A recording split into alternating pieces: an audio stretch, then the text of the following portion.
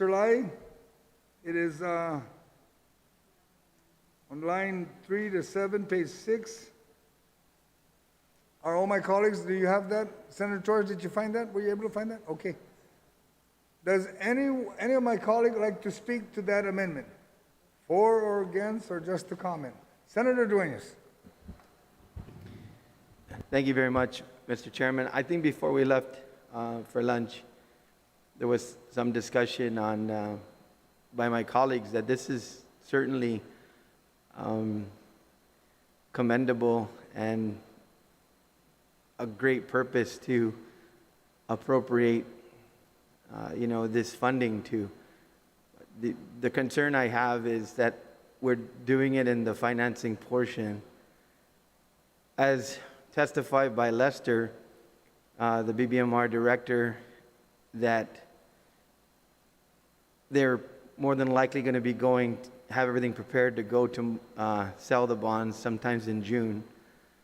I think normally we look at maybe I've seen it before, probably the shortest is 30 to 45 days, sometimes up to 60 days to turn it all around and get them finally sold and get that done. So I say that, Mr. Chairman, because that more than likely is just going to arrive at the time when we're in our budget talks. And so I certainly understand the desire of the speaker to use this funding for a very critical purpose. I think my thinking is that if it's the will of the body, we can do it at that time. And so I just raised that as a point of consideration. And we will only have a couple of months left in the fiscal year when we realize those savings, and we'll probably be appropriating it, or it would be levelizing our budget that's already short by 22 million. So we may have other priorities. It may be a portion of for a program such as this. So I just raised that, Mr. Chairman, because I don't want to object to the purpose, but I also think that we can do that not necessarily as part of the financing portion of it, but when we come back to work on appropriation. So I just raised that, Mr. Chairman, for the consideration of the body. All right, thank you, Senator Dueñas. Senator Nelson, you're going to speak again on the amendment? This is my first time speaking, Mr. Chair. Okay. Okay. Are you talking to me? Yes, ma'am. Yes, Mr. Chair, it's my first time. On the record. Okay, Senator Nelson, please. Thank you, Mr. Chair. I appreciate it. Mr. Chair, this amendment states that up to $5 million of said revenues shall be appropriated to the Department of Public Health Social Services in FY 2021 for the sole purpose of providing temporary assistance in the form of grant, which shall be distributed to local non-profit organizations. And so we're all aware that public health does contribute to nonprofit organizations. For example, the Ali Shelter, right? And so we heard in the State of the Island address about a month ago that the governor is going to use $661 million that we're seeing in federal money coming in to assess the shortfalls within the government as a result of COVID. And then we also heard the intentions of paving the way forward for a new hospital. And so, Mr. Chair, as we come to the budget time, we do not know how the appropriations bill looked like right now. And that is your purview. That is the Office of Finance and Budget to discern that. Where is the appropriation be best spent? And so, Mr. Chair, during this time of COVID, we don't talk about these things, but there has been many different types of turmoils happening in the family, many different types of sufferings that we don't see, perhaps because maybe it's not discussed, and they're just unpleasant things to talk about. And so Perhaps a lot of people hide this type of suffering in fear or in shame. And this appropriation is going to the most vulnerable in our community, the ones that are suffering. It's going to the nonprofit organizations that help homeless individuals, unemployed individuals, and children within low-income families. And so, Mr. Chair, I know that we're all concerned about this $5 million going to the NPOs and how it's going to be spent. We should not do it now. We need to wait till August and September to discern. But, Mr. Chair, if the governor already said that this was anticipated, that the 661 is going to cover the shortfall within the government, it's good foresight to implement here. There's no harm being done. And you know why, Mr. Chair? Because over a year and a half, people have been suffering in silence. The innocents have been suffering in silence. And it is in our culture, instilled in the values that our grandparents have given us, our parents have given us, to take care of each other, to take care of our community. And I don't think you can put a dollar value on that. So I rise in support of this amendment. Thank you, Mr. Chair. Thank you, Majority Leader Senator Nelson. Madam Vice, did you have, I know when we left, you had a possible amendment to this amendment? Yes, or I do. I have an amendment to the To the amendment? amendment. Okay, And it was, if I may, it should have been loaded, Mr. Chair, if we can just check with the clerks, is it? let me,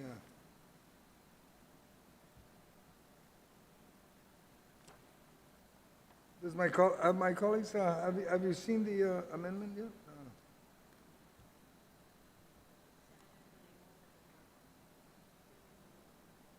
The label is B40-TRMBL3-77P6.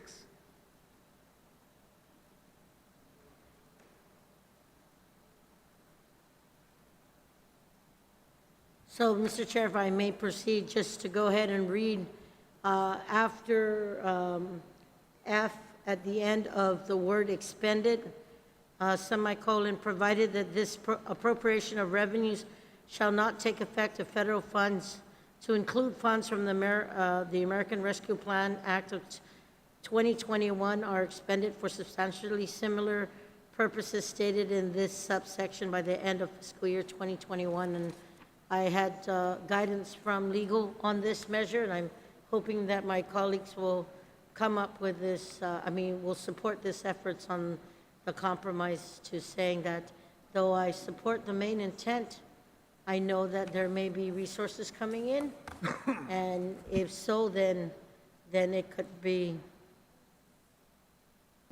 Thank you, Madam Vice. Is there anything else you want to say? No, That's it? sir. Okay. Does any of my colleagues would like to speak to that amendment or need a little more time to read it and refresh?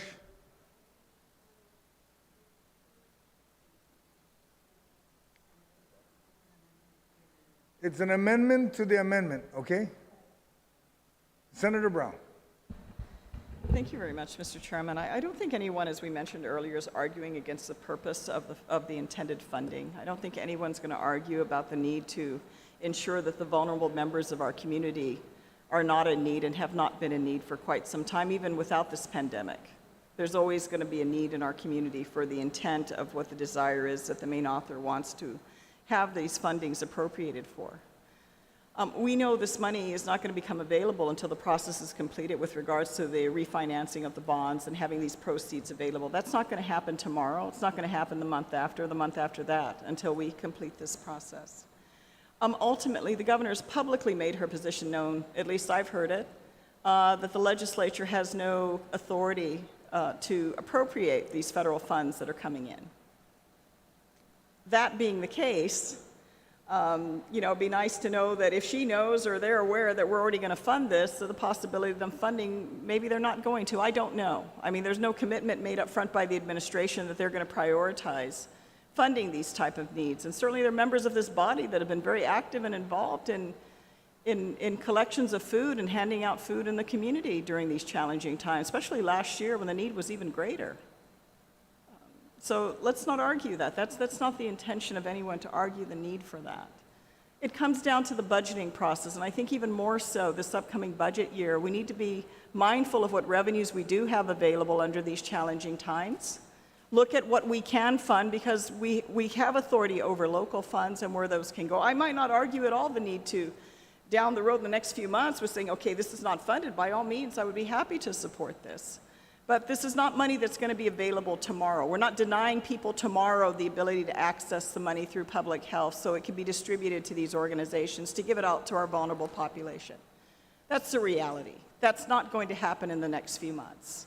So I don't see any reason why we simply cannot be mindful of this amendment moving forward, and as we look at the budget and what revenue monies are available for us to appropriate, that we can address that, assuming that the administration does not, which I can't understand why. I would think this would be the top priority. But again, we're reminded in the legislature, gosh, almost every week, that we have no control over the funding that's coming from the federal government.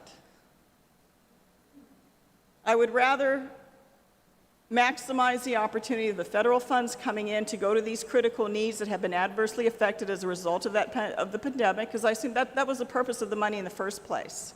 Under normal circumstances, you would not have the chief executive controlling the purse strings.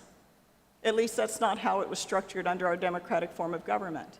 But this circumstance creates a very unique circumstance where the governor of Guam all of a sudden has control, or at least we're reminded again, almost on a daily basis, has control over 600, almost what matches the annual appropriation of the government of Guam budget.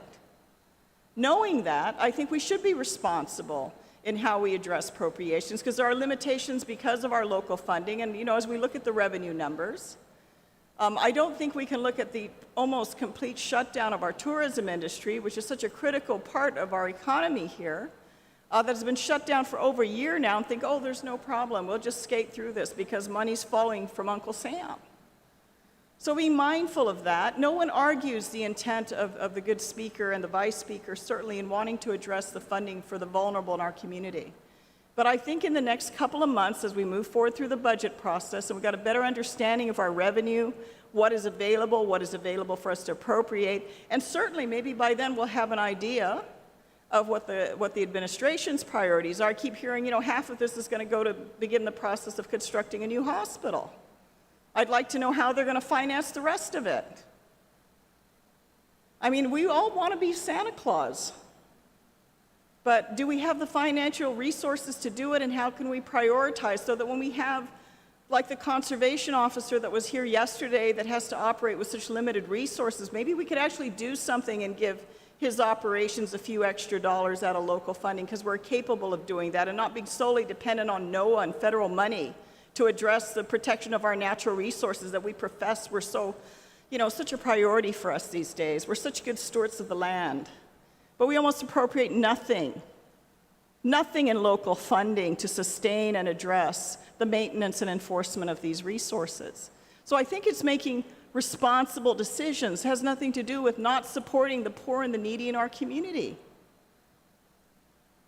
So I don't, I understand again the intent of the vice speaker wanting to put a compromise language out, but again, I still don't think it addresses the main intent. And I would rather put the administration in a position that they use and prioritize the federal money that they're receiving for these critical impacts and needs in our community that actually have been impacted by the pandemic.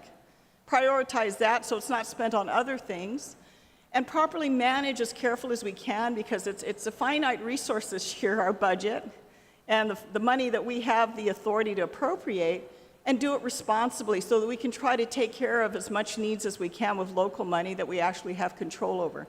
And certainly the proceeds of this bond are financial resources that we have the authority to appropriate. So that's simply the position that I'm taking with regards to the amendment to the amendment, as well as the original amendment that I spoke on earlier. Thank you very much, Mr. Chairman. Thank you, Senator Brown. Does any other colleague would like to speak to the amendment? Senator Nelson, ma'am.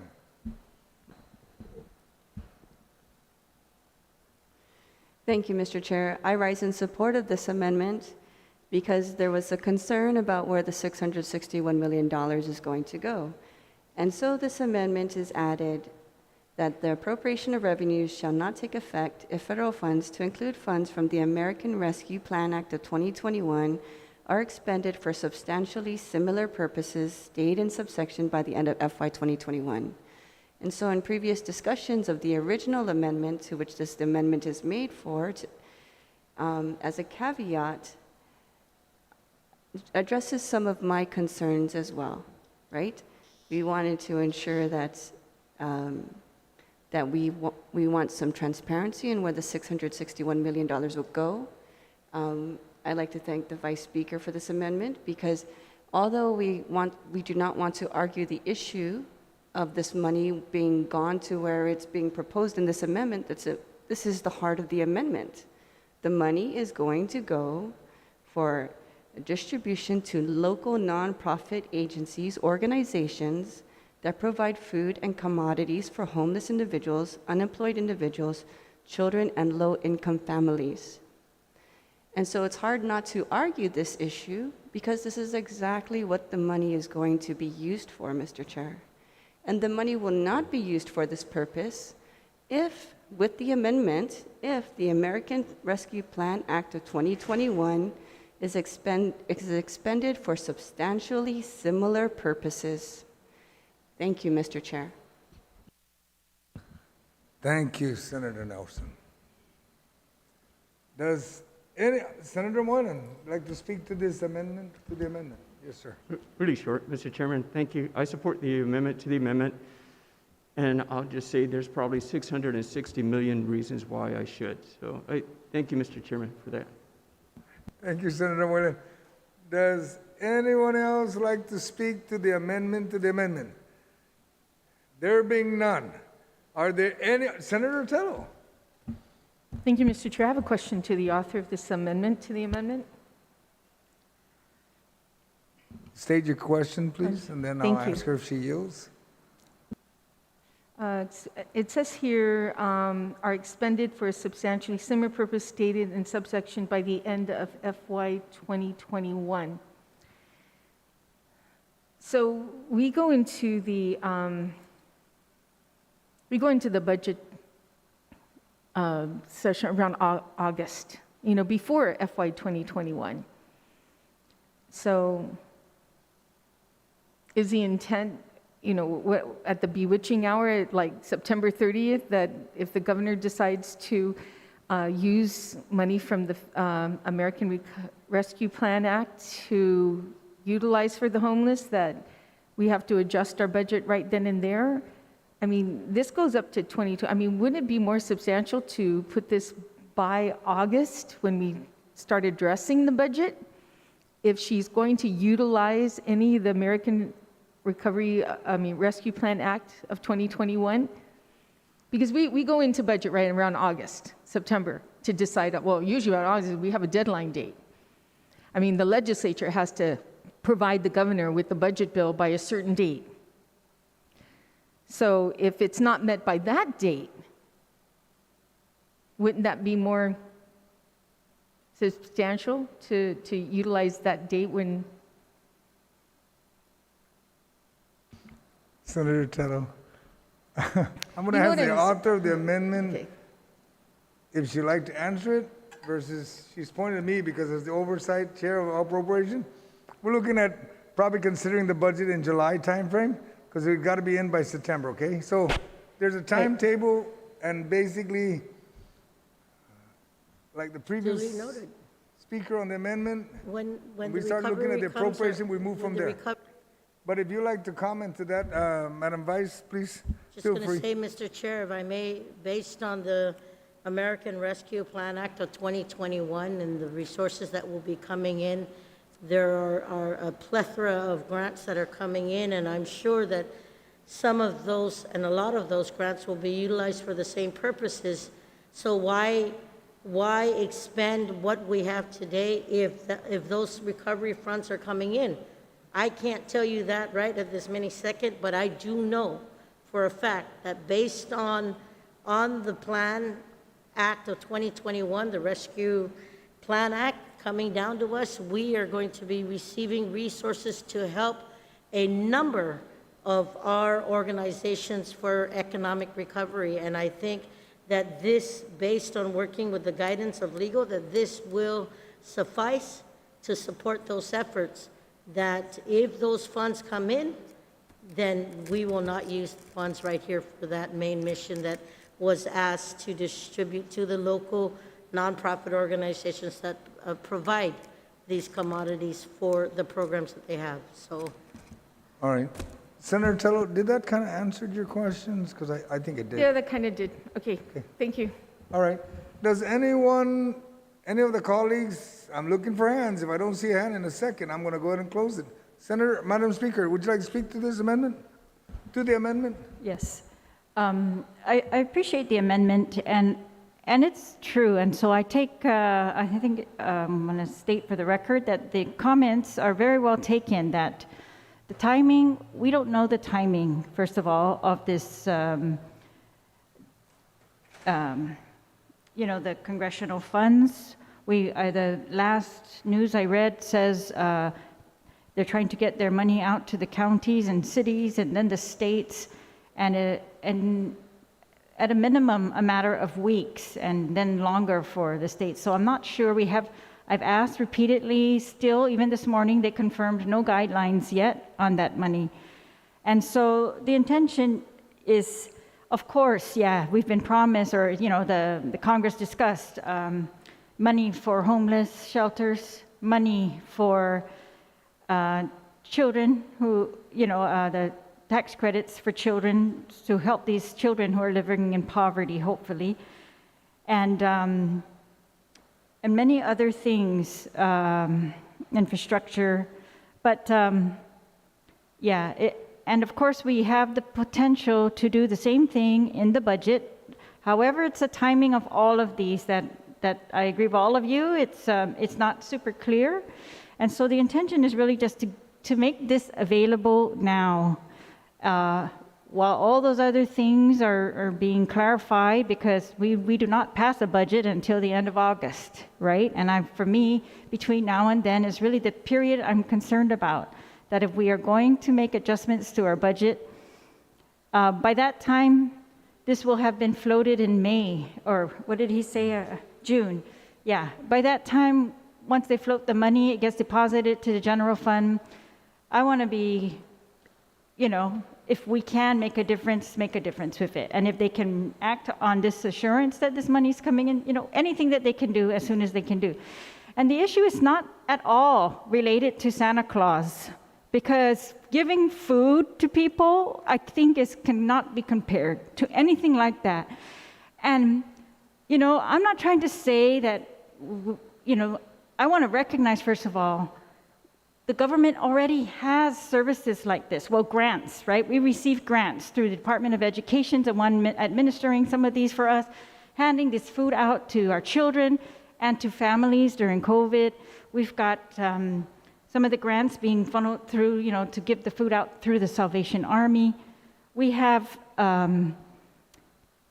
public health, of course, contracting with the Ollie Shelter to take care of, people, and the children's shelters, and Catholic Social Services, who's doing a bulk of this work.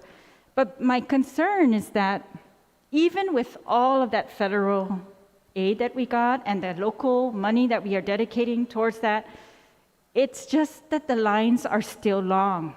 So it's just a visual I can't get out of my mind. It's despite all of that, despite PUA payments, despite rental relief that, still pending up to now, by the way, despite all that, they're lining up for food for hours. And I've got colleagues, I'm very inspired by their efforts, personal efforts, to, do that work, and by all of these people who do that work.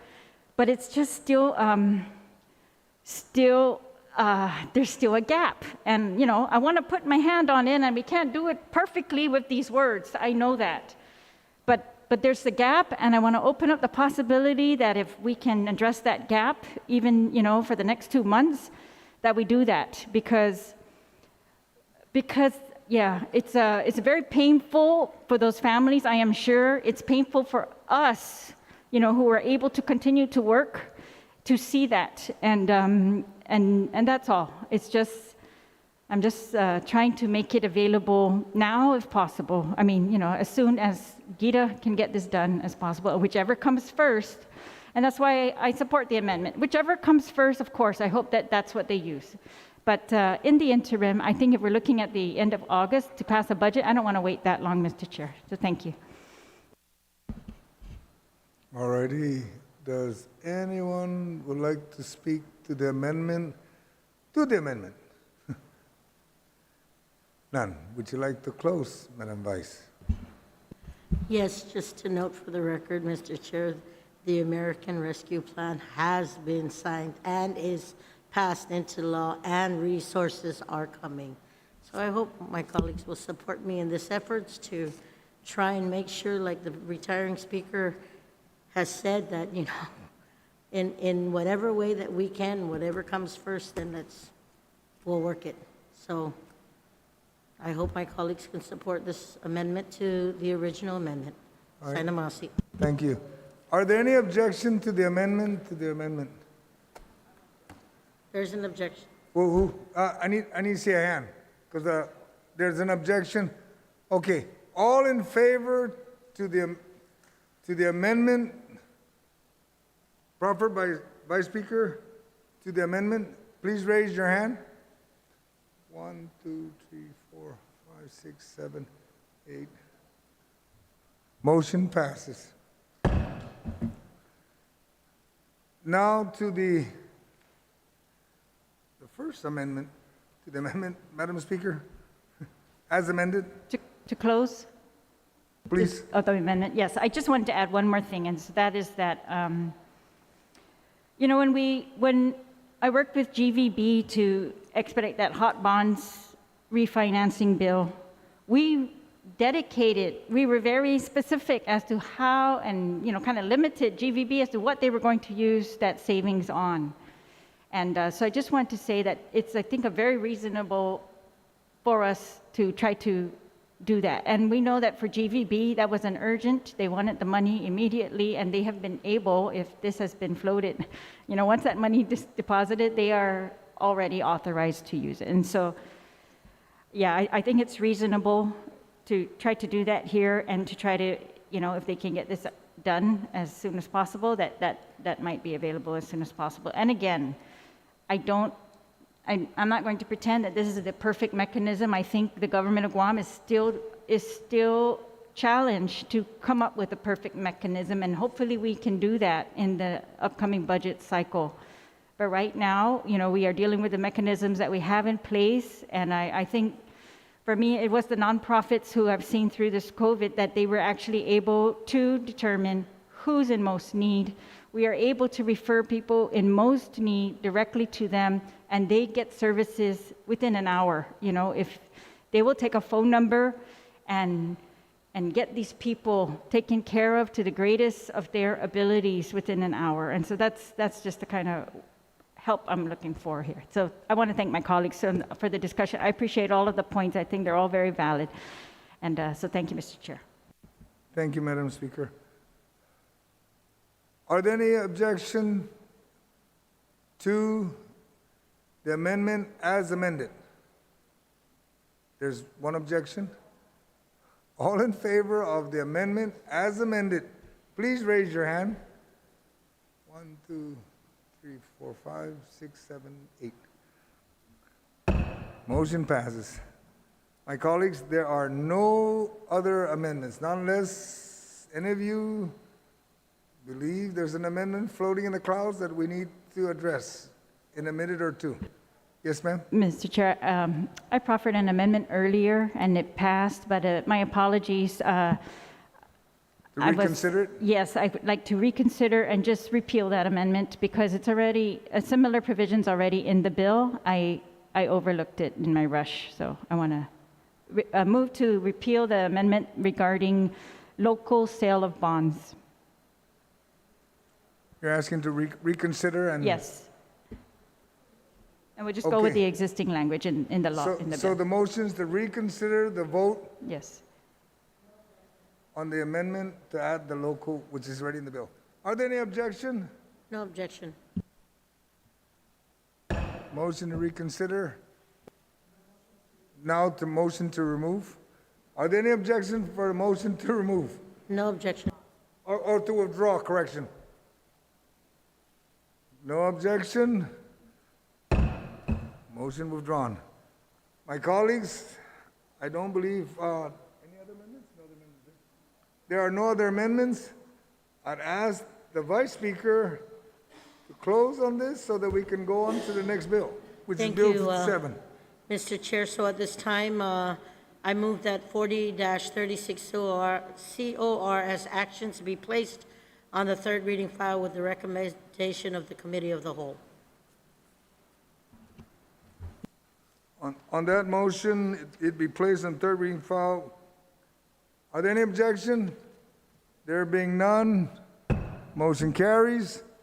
My colleagues will take a quick recess while we bring in the panel for Bill 57, which includes OFB, BBMR, DOA, and Fire Chief. So we'll be in a quick recess.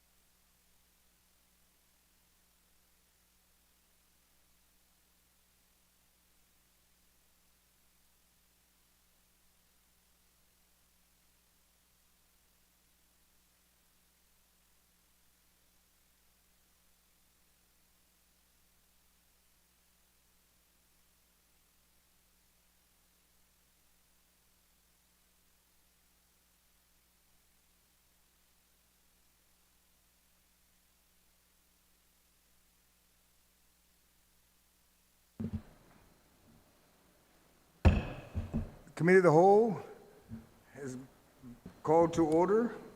We will be discussing Bill 57-36 as amended by the Committee on General Government Operation, Appropriation, and Housing Committee on Rules at the request of a Magahagan Guam and the Governor of Guam in accordance with Organic Act of Guam.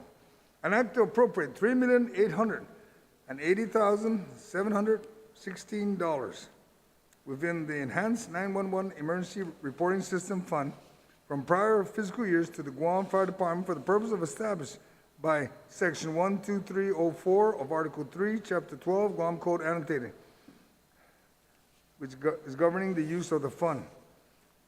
We have joined us in our panel is the folks from the Guam Fire Department. We have the chief, and I'll have the chief will introduce the others, but we'll have the three individuals please rise to be sworn in by the Sergeant Arms. Under penalty of perjury, you all affirm that any information that you provide today, whether it be verbally, electronically, and in writing, be the truth, the whole truth, and nothing but the truth, so help you God. Mr. Chair, they're under oath. Thank you, Sergeant Arms. Rules of engagement, before I ask the chief to introduce his staff, we will have 2 rounds of questions for the panel, with each senator allotted 5 minutes for questions, not including the response time. At the completion of the 2 rounds of questions, first, time to speak may not be yielded from more than one member to another. A member who use that member's time on a question use all that member's time on that question and may not later speak, even if all the time yielded was not used. That's to be consistent with the standing rules in Section 1.02D. After the completion of the 2 rounds of questions, panelists will be excused until called upon for the next bill, if there was another bill. Amendments to the bill will be discussed after the 2 rounds of questions. Materials for the Committee of the Whole are in the shared Google Drive folder. Proposed amendment must be submitted in writing to the clerk. Amendments not in writing will be called out of order. And after complete the amendments in the bill, we will move along with the motion to rise. I think this is the last bill. My colleagues, we will have from the administration, Mr. Byrne is present, from the Director of Department Administration, and he has been reminded that he's still under oath. The Director of Office of Finance and Budget is on his way, and he'll be as soon as he gets here, he'll walk right in and he'll sit down. Ma'am, Senator Nelson? Yes, Mr. Chair. Can you just verify if the bill that we are discussing is in the Committee of the Whole folder? Thank you, Mr. Chair. Is it as amended, sir?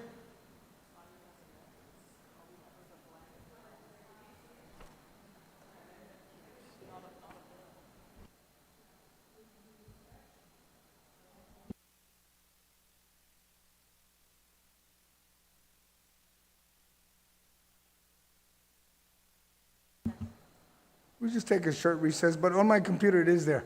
But we'll take a short recess as the clerks will make sure it's there. And then we'll get the chief to introduce his folks. Thank you.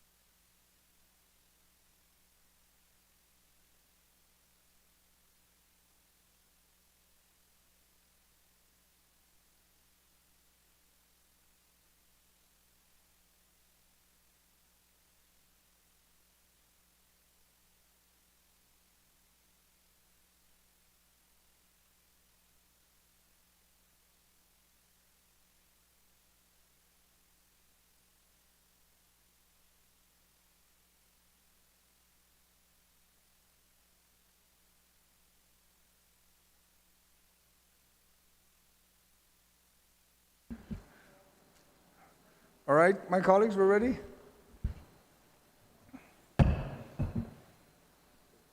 Committee of the Whole is called back to order. I'd just like to make one statement that it was addressed to me, is that the title of the bill, an act to appropriate $3,880,700 within the enhanced 911 emergency reporting system from prior fiscal years to the Guam Fire Department for the purpose established by Section 13204 of Article 3, Chapter 12.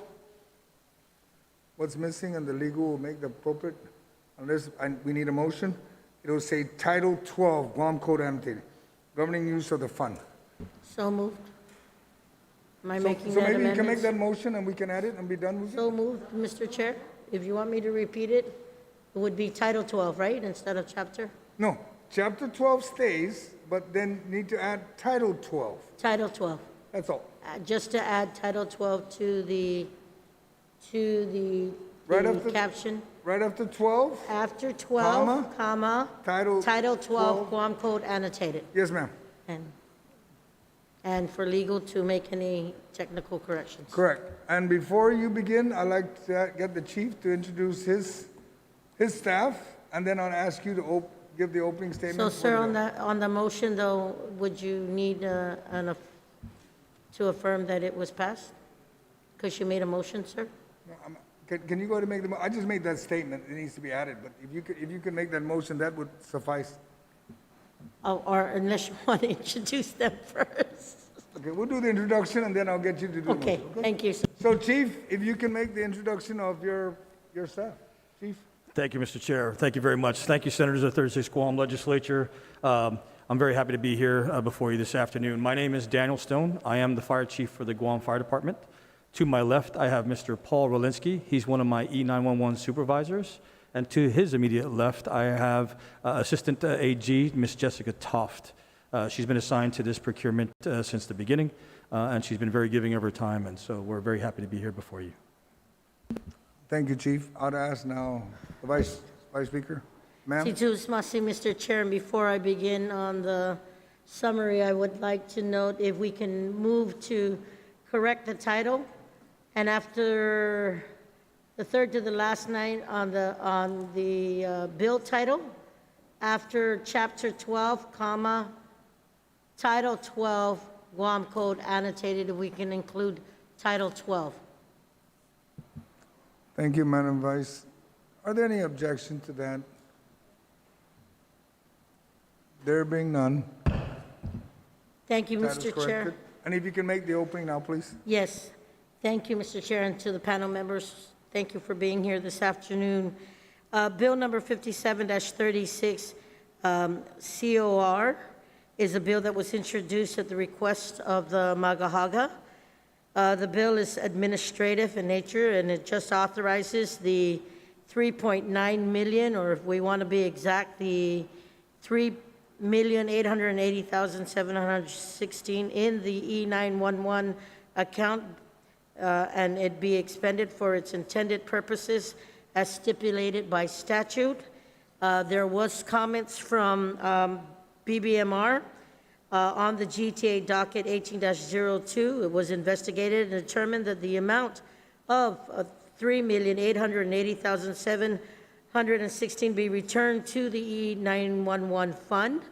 The fund has a balance of about $6 million based on the draft financial statements as of September 30th, 2020, and there's no negative impact to this that will be anticipated. The appropriation will enable the department to upgrade their current 911 system to include the next-gen emergency 911 telephone communications. In the committee report, Mr. Chair, Director Steve Guerrero of the Office of Finance and Budget states that based on the fiscal year 2019 financial audit of the government of Guam, the E911 fund balance was at $5,504,121. Therefore, there exists a viable source of the appropriation indicated in Bill 57-36 COR. But if I can also note, Mr. Chair, based on that same, There was a note based on the government of Guam's current financial condition and general fund, and the majority of the special funds revenue collections being less than the projected budgeted amounts of these funds. Caution is recommended in utilizing all available revenue sources at this time, and such revenue sources will be needed and critical to fund government operations for fiscal year 2022. So that is the analysis, Mr. Chair. Thank you for giving me the opportunity. Thank you, Madam Vice. Is there any questions you would like to pose? I will begin with you on the first round. We're going to have 2 rounds, my colleagues, and we'll move to your left and all the way around. Do you have any questions you want to pose? Not at this time. All right. Senator Shelton, do you have any questions, ma'am? Thank you very much, Mr. Chair. I wanted to ask Mr. Byrne, what is the total amount in the E911 fund at this time? As the fiscal note said, it's a little over 6 million. As of September of 2020, it was $6,040,000, $624. Thank you very much. And I know that in this bill, we're appropriating a little bit over $3 million of that fund. And so maybe this is appropriate for the fire department or for the AG's office. If you can tell us the total that we are appropriating in this bill, is that exclusively for obtaining the system, or does that include any kind of maintenance cost? So thank you for the question, Senator. So the 3.8 million would be for the purpose of procuring the next-gen 911 system, yes. Okay. And I know that there was talk of some kind of maintenance cost to come, and can you share with us what will that be in the future? So I don't know what that maintenance cost is going to be, because we are still very much in the procurement phase of this project. So that won't come to light until we actually get into a final contract. So in the RFP itself, the RFP allows for the lease with the option to purchase the system, and that's where we're at right now currently. And to move forward, we need to pass this bill to have the money in place so that we can move forward with the RFP.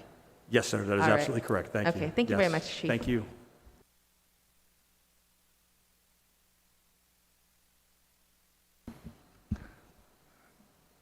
Thank you. Senator Parrish, do you have any questions to the panel? Thank you, Mr. Chair, and good afternoon to the panel. I guess this question is for Assistant Attorney Toft, or perhaps it's for the Chief of GFD, Stone. So considering the amount that's in the E911 fund, what was the decision as far as the type of procurement or type of services to procure? It's my understanding that lease to own could be more expensive than perhaps outright purchase. And, I guess when we're dealing with, technology, right, how it can become obsolete after a certain amount of years. So if you can perhaps talk about why was this decided upon, this particular type? Thank you for the question, Senator. I'll defer to Ms. Toft. Thank you. This is not a lease to own. Okay, so can you confirm, because I think in the committee report, can you confirm, because if I just heard correctly, Chief Stone, you said it's a lease with an option to purchase, is that correct?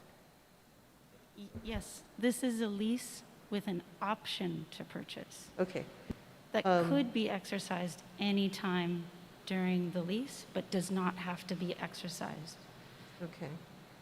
So if you can kind of enlighten us as to why this particular type was selected amongst other services, or perhaps outright purchase. And I'm sorry, Senator, I'm having a little bit of a challenge hearing your question. Yeah, I just want clarification on why this particular type of service is being sought. The option to it's the lease with an option to purchase. Is that correct? Okay, so why is this particular type being sought versus a purchase altogether?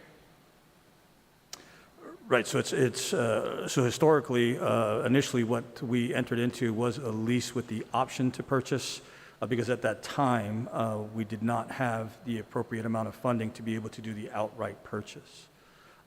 With the governor making good on her promise and making the account whole again, we were able to now be in a better position to do the lease agreement with the option to buy. So I guess the question that I'm trying to ask is, why not just redo the RFP and look for a purchase versus lease with the option to purchase? I mean, is there a difference in the value that the government is getting with these two different types of requests? Senator, so the reason why we wanted to stay the course and do the lease option was basically so we don't run into the same situation that we're presently in now with our legacy system. To be able to have the lease with the option also is inclusive based on our RFP of the maintenance of it and the upkeep, the refreshes, and all that goes along with the system. So that was, to us, the better way to go ahead and secure this system so that we can continue to, we won't have any issues moving forward. Okay, so we know that RFPs are based on, the ability or it's not based on cost, but it's based on what can be provided to the government. And so, my question is, as far as maintenance, why isn't that sort of prioritized in this RFP? Or is it prioritized? Do you want me to? Okay, so the RFP for the NG 911 system, ma'am, is for the installation, design, operation, and maintenance of the NG 911 system. So it's all inclusive of within this RFP. And how does this compare to the stateside E911 systems? Is this, how does it compare? I don't know if they're doing the same thing back there in the States. But, they have E911 systems, correct? Okay, so was there any comparison that was done with the one that was being proposed versus the ones that we see? Or is there a standard that we can compare to? I think I can answer that. Paul actually went to several conferences in the States to see what kinds of contracts they were entering into and what kinds of agreements. And this is very standard across the U.S., doing professional services, leases for 911 systems. And so, Paul, can you provide more info on that? Yeah, so I'm sorry. I thought you were asking me if it was standard for states to lease the NG system. So the NG 911 system that I have written up here is, yes, ma'am, it is standard across the states. It's a next-gen 911 system. Okay, thank you. And so you'd mentioned that the RFP is for design. So I'm just, my question is, there isn't ready-made systems in place that doesn't require a design of a system? So the design part is with our space that we have currently up at the Homeland Security Center or the Civil Defense. We're asking the vendor to design it, install the equipment, continue operation, and maintenance on it.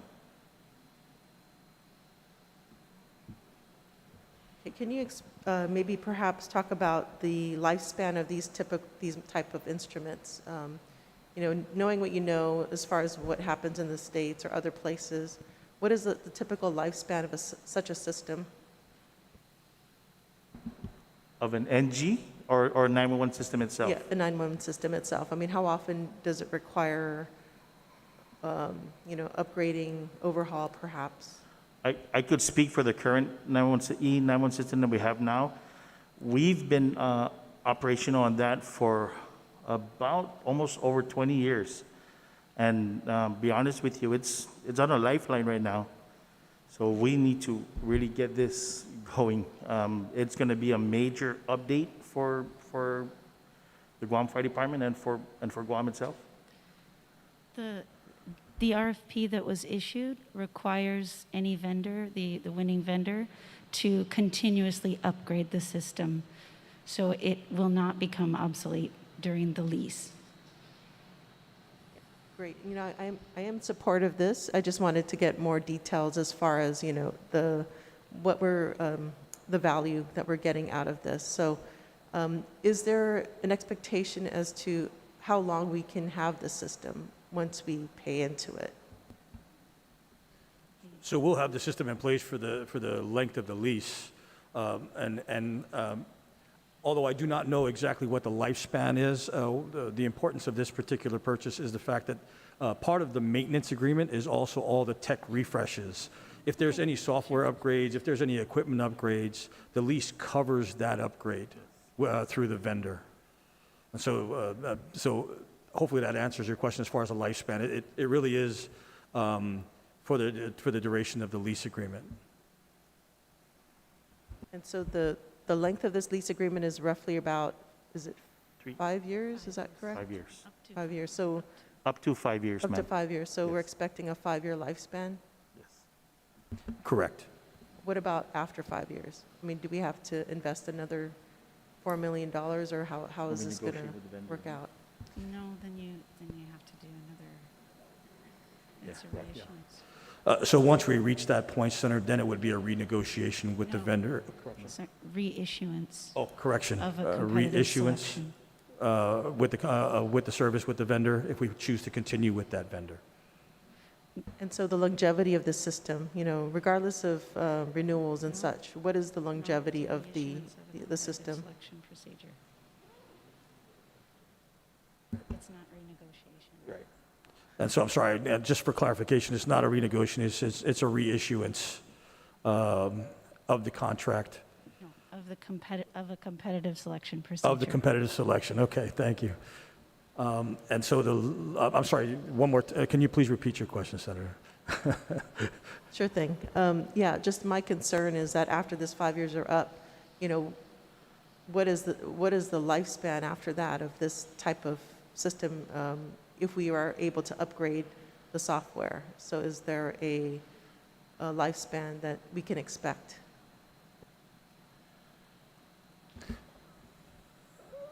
So if we get to that point, Senator, it would be at that time that the vendor of choice, whoever that is, will make sure tech refreshes everything. So it would be, from that point, basically, you would still have a viable system with all the refreshes, all the equipment upgrades that may come, that may be necessary at that time. And then it would be the reissuance. Am I using the right term, reissuance of competitive selection? I think the question is, what's the lifespan of this system? In the RFP that was issued, it is a lease. So Guam will not own this system. So asking the lifespan of the system that we don't own is, we don't know. Because unless Guam exercises the option to purchase, it will not stay with Guam.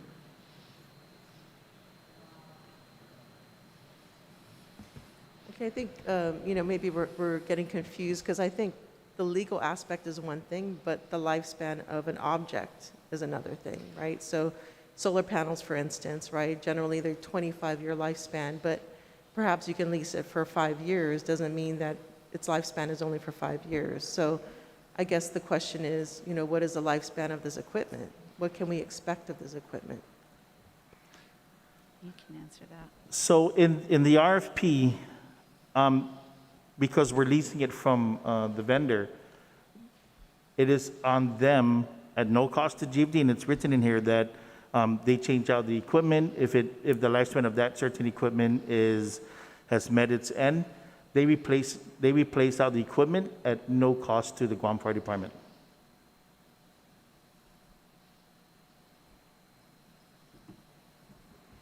I don't think I'm getting an answer on this, but yeah, it just, if there's an option to purchase, so should we ask that question beyond the lease period? You know, what can we expect, the longevity of that equipment, if the option to purchase is there?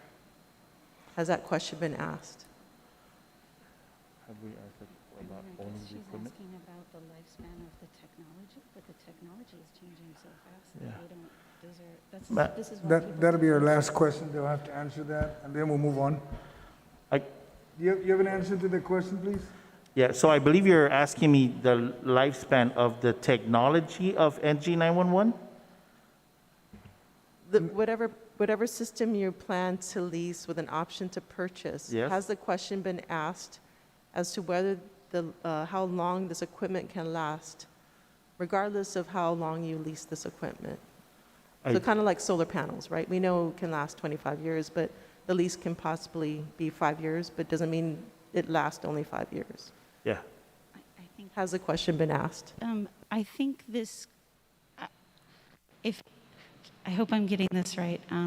You're kind of asking about the physical equipment, but the physical equipment is going to be changed out constantly by the vendor.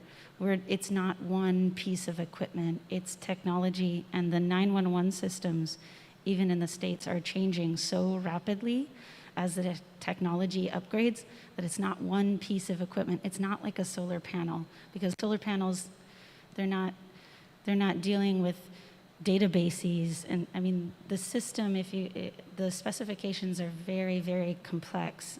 They require databases, they require CAD systems.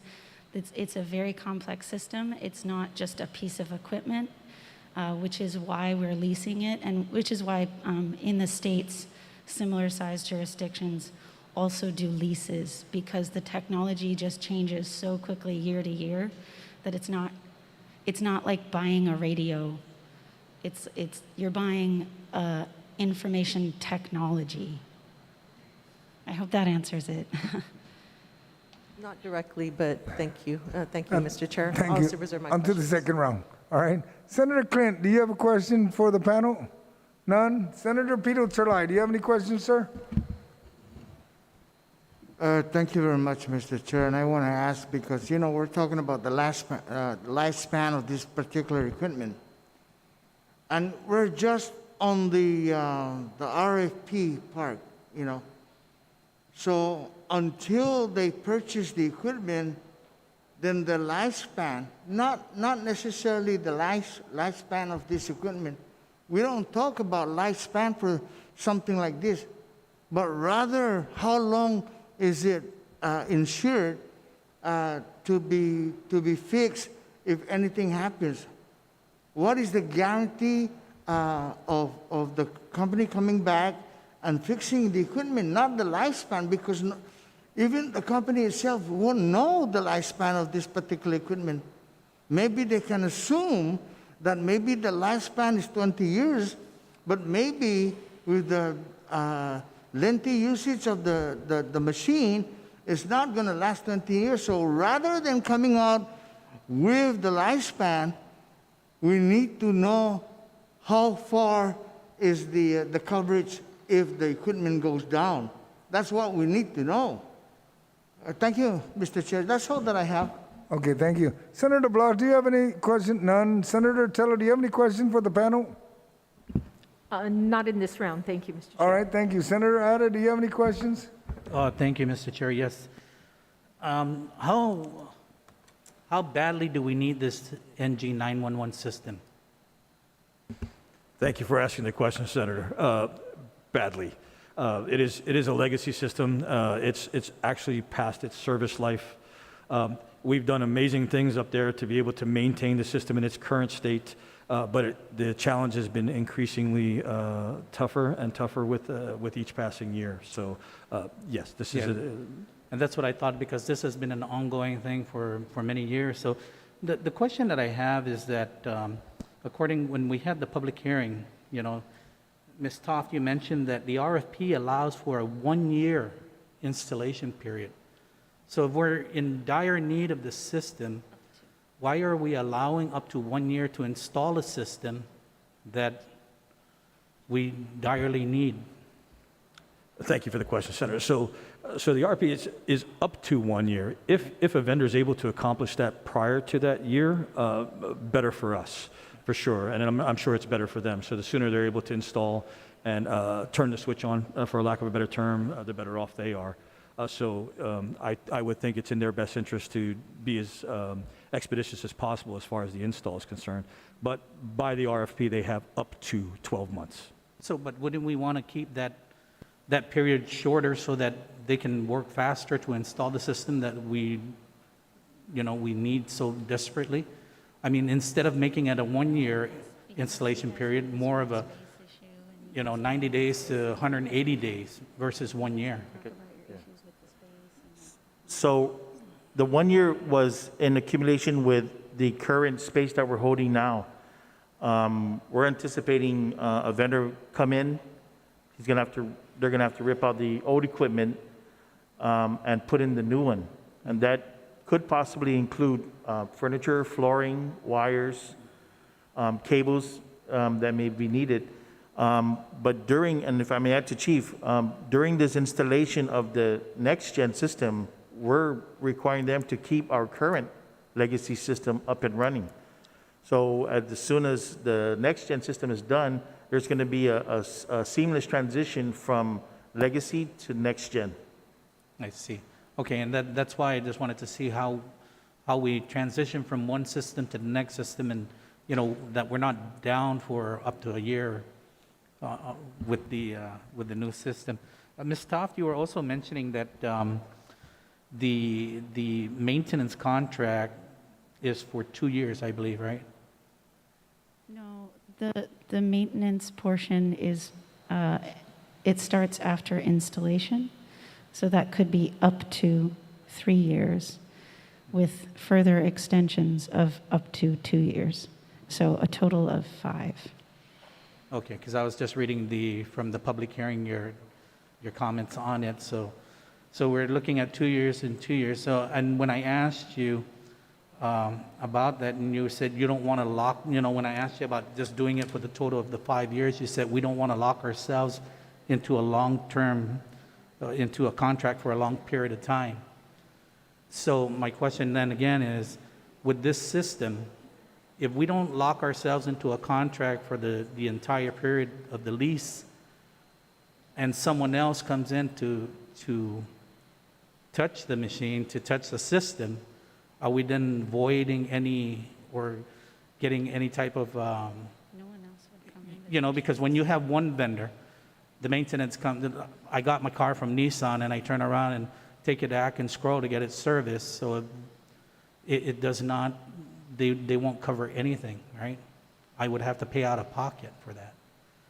So are we just want to keep the lease on a 2-year or with an option to renew again? And Yeah, it's up to 5 years. So no one else will come in and touch the system while the vendor is doing the maintenance and upgrades. That's kind of the Okay. point, is that they will be providing all of the maintenance and upgrades for up to 5 years. all right, and then my last question is, the purchase of the system, you mentioned that the purchase of the system would be at the cost of the system at the fair market value. So when you say fair market value, are you talking about the fair market value after the lease, or does that take into account depreciation and all that? It's Or at the time of purchase. so at the time of purchase? Yes. Okay, all right. Thank you, Mr. Chair. That's all the questions I have. Thank you, Senator. Senator Brown, do you have any questions to the panel? It wouldn't be a normal day if I didn't, Mr. Chair. Thank you. I did want to ask, because you mentioned that this technology, I guess, rather than a system, because we're so used to tangible things, right? When it comes up for renewal in 5 years, what is the extent of that? Another 5 years? What's the life of this particular procurement? 5 years, up to 5 years. Okay, but then it's renewed in 5 years. Then what? No, it's not. So And- we're only talking, we're investing how much money for 5 years is our annual fees, that we're also going to be paying an additional upfront payment? What is the arrangement going to be so that we know? So this is information technology, and Yes. it's changing rapidly everywhere. And in the planning phase, and this is what I understand from what, the research that Paul did, is information technology contracts. If you're unhappy with your vendor, you're not trying to lock yourself into a long-term 20-year contract for information technology. If for some reason the vendor who is ultimately chosen is not up to snuff, then we're only stuck with them for up to 5 years. Do we have a provision? So it's only for 5 years is what we're buying it for. Do we have a provision to overlap like what you have now, where the new, whatever you decide who this new company is, that you have a transition period? Will that also be accommodated if, let's say, 5 years from now, there's another technology that's available from some other company that's better, faster, whatever, and you say, okay, we want to go to company B, and you procure company B, are you putting things like, is the existing company that you're getting now going to have that, is there a provision for that overlap in the event as they exit, that you have a process in the interim to still be able to get the service out to the community? You would address that in the next procurement. Just as in this procurement, one of the most important features that was stated as a necessity was the seamless transition. So in the next RFP, you would put those same provisions. Seamless, we require a seamless transition. That sounds wonderful, but my typical experience with GovGuam procurement is we're behind the 8 ball almost every time, as we are now. So I'm just asking, because if it's something that is not as tangible and they take their technology with them tomorrow, because let's say you don't continue on with them. Because I just want to know the lifespan, because we've been in this deal in the government of Guam where we have certain technology that we've procured and we've been stuck with them for years because we have no other way of getting out of it because we're dependent upon them. And we don't know in this modern day, because we've been in this arrangement for so many years, whether or not that's the best technology and are we getting the best price, because we're stuck with that same vendor. So I mean, I was here the last time. I'm getting old. I was here 20 plus years ago when we addressed the funding for E911. When we ventured down this old technology you have now, when it didn't exist and we were procuring it. But I just want to make sure we don't get stuck in the same situation. I want to make sure, great, that we have the best capability that we can get for our community, because of course when you need that service from the Guam Fire and it's a loved one or whoever it is that needs to get that care, we want to be able to have that available at our fingertips, that we can pick up our cell phone, whatever, and get that assistance. I just want to make sure that it's a good contract for the government. We're not stuck in something that's going to cost us a fortune down the road because, they literally have us hanging. We've entered into those type of agreements before and we're still stuck with it. Whether technology has improved or not, we don't know that we're getting the best deal because we're stuck with it. So I just want to make sure we're not in the same situation. If what we're procuring and we're paying $3+ million, is it for the next 3 years? I know you can't discuss amounts, but just the general concept of, is it a one-time payment? Is it an annual payment for the 5 years? And then is there a one-time renewal period, or does it simply end in 5 years? And then we go bid again, go out and do another bid again? Just so I can get an understanding of exactly what it is that, the government of Guam is entering into. So, Senator, in the RFP, we have it to where after the installation of the next-gen system from the vendor, if the Guam Fire is not satisfied with either technology or the way the equipment is performing, we have the option to request for another system, put out another competitive bid, while the current system, NG91 system, stays in place until that transition of the next NG system is completed. Then the current vendor at that time will be able to pull out that equipment or pull out their services. Okay, but I understand too the question Senator Sabina had with just, are we getting the best financial deal? I mean, it's like every year we have to go out and procure drinking water for the government of Guam, and then I've seen vendors have to come in, if they don't get the bid, they have to come in and all take their little water machines out, and we got to wait for the new water machines to come in. I mean, it's a simple example, but I'm just, that's reality with the government of how things operate. So I understand her concern about, is it something tangible that we're giving up in 5 years, but you're telling us it's technology? But again, I just want to get an understanding so that we know as a community that we are, getting the best deal that we are for the type of service that we desire for our people. So if I may speak, we are going to try to get the best service Okay. for the money that we're going to pay for. With the possibility, and it ends in 5 years. Does it totally end in 5 years, or do they have a renewal clause? The That hasn't been clarified to me, so I'm just wanting to ask. It ends. So it does end. We'll have to go and, 3.5 years from now, begin the process all over again. Yes. And they may Yes. rebid. Yes. One other question I wanted to ask, because we know there's a number of carriers, and I don't know all the dynamics involved in the technology of this little piece of equipment that I seem to have to live with, as many of us do. I don't know how we grew up without these things, but are you guys coordinating? Is there an effort to work with the telecommunication companies on Guam to make sure, and I don't know the dynamics of it, but to make sure that it's all connected? I mean, we've had messages that were supposed to be emergency messages island-wide, and some carriers have it, some don't. So at the, as soon as we award the contract, Okay. a letter will be submitted from the fire chief's office to the telco companies on Guam to come into compliance with, or to come into phase 1 and phase 2 compliance. And they are aware of it.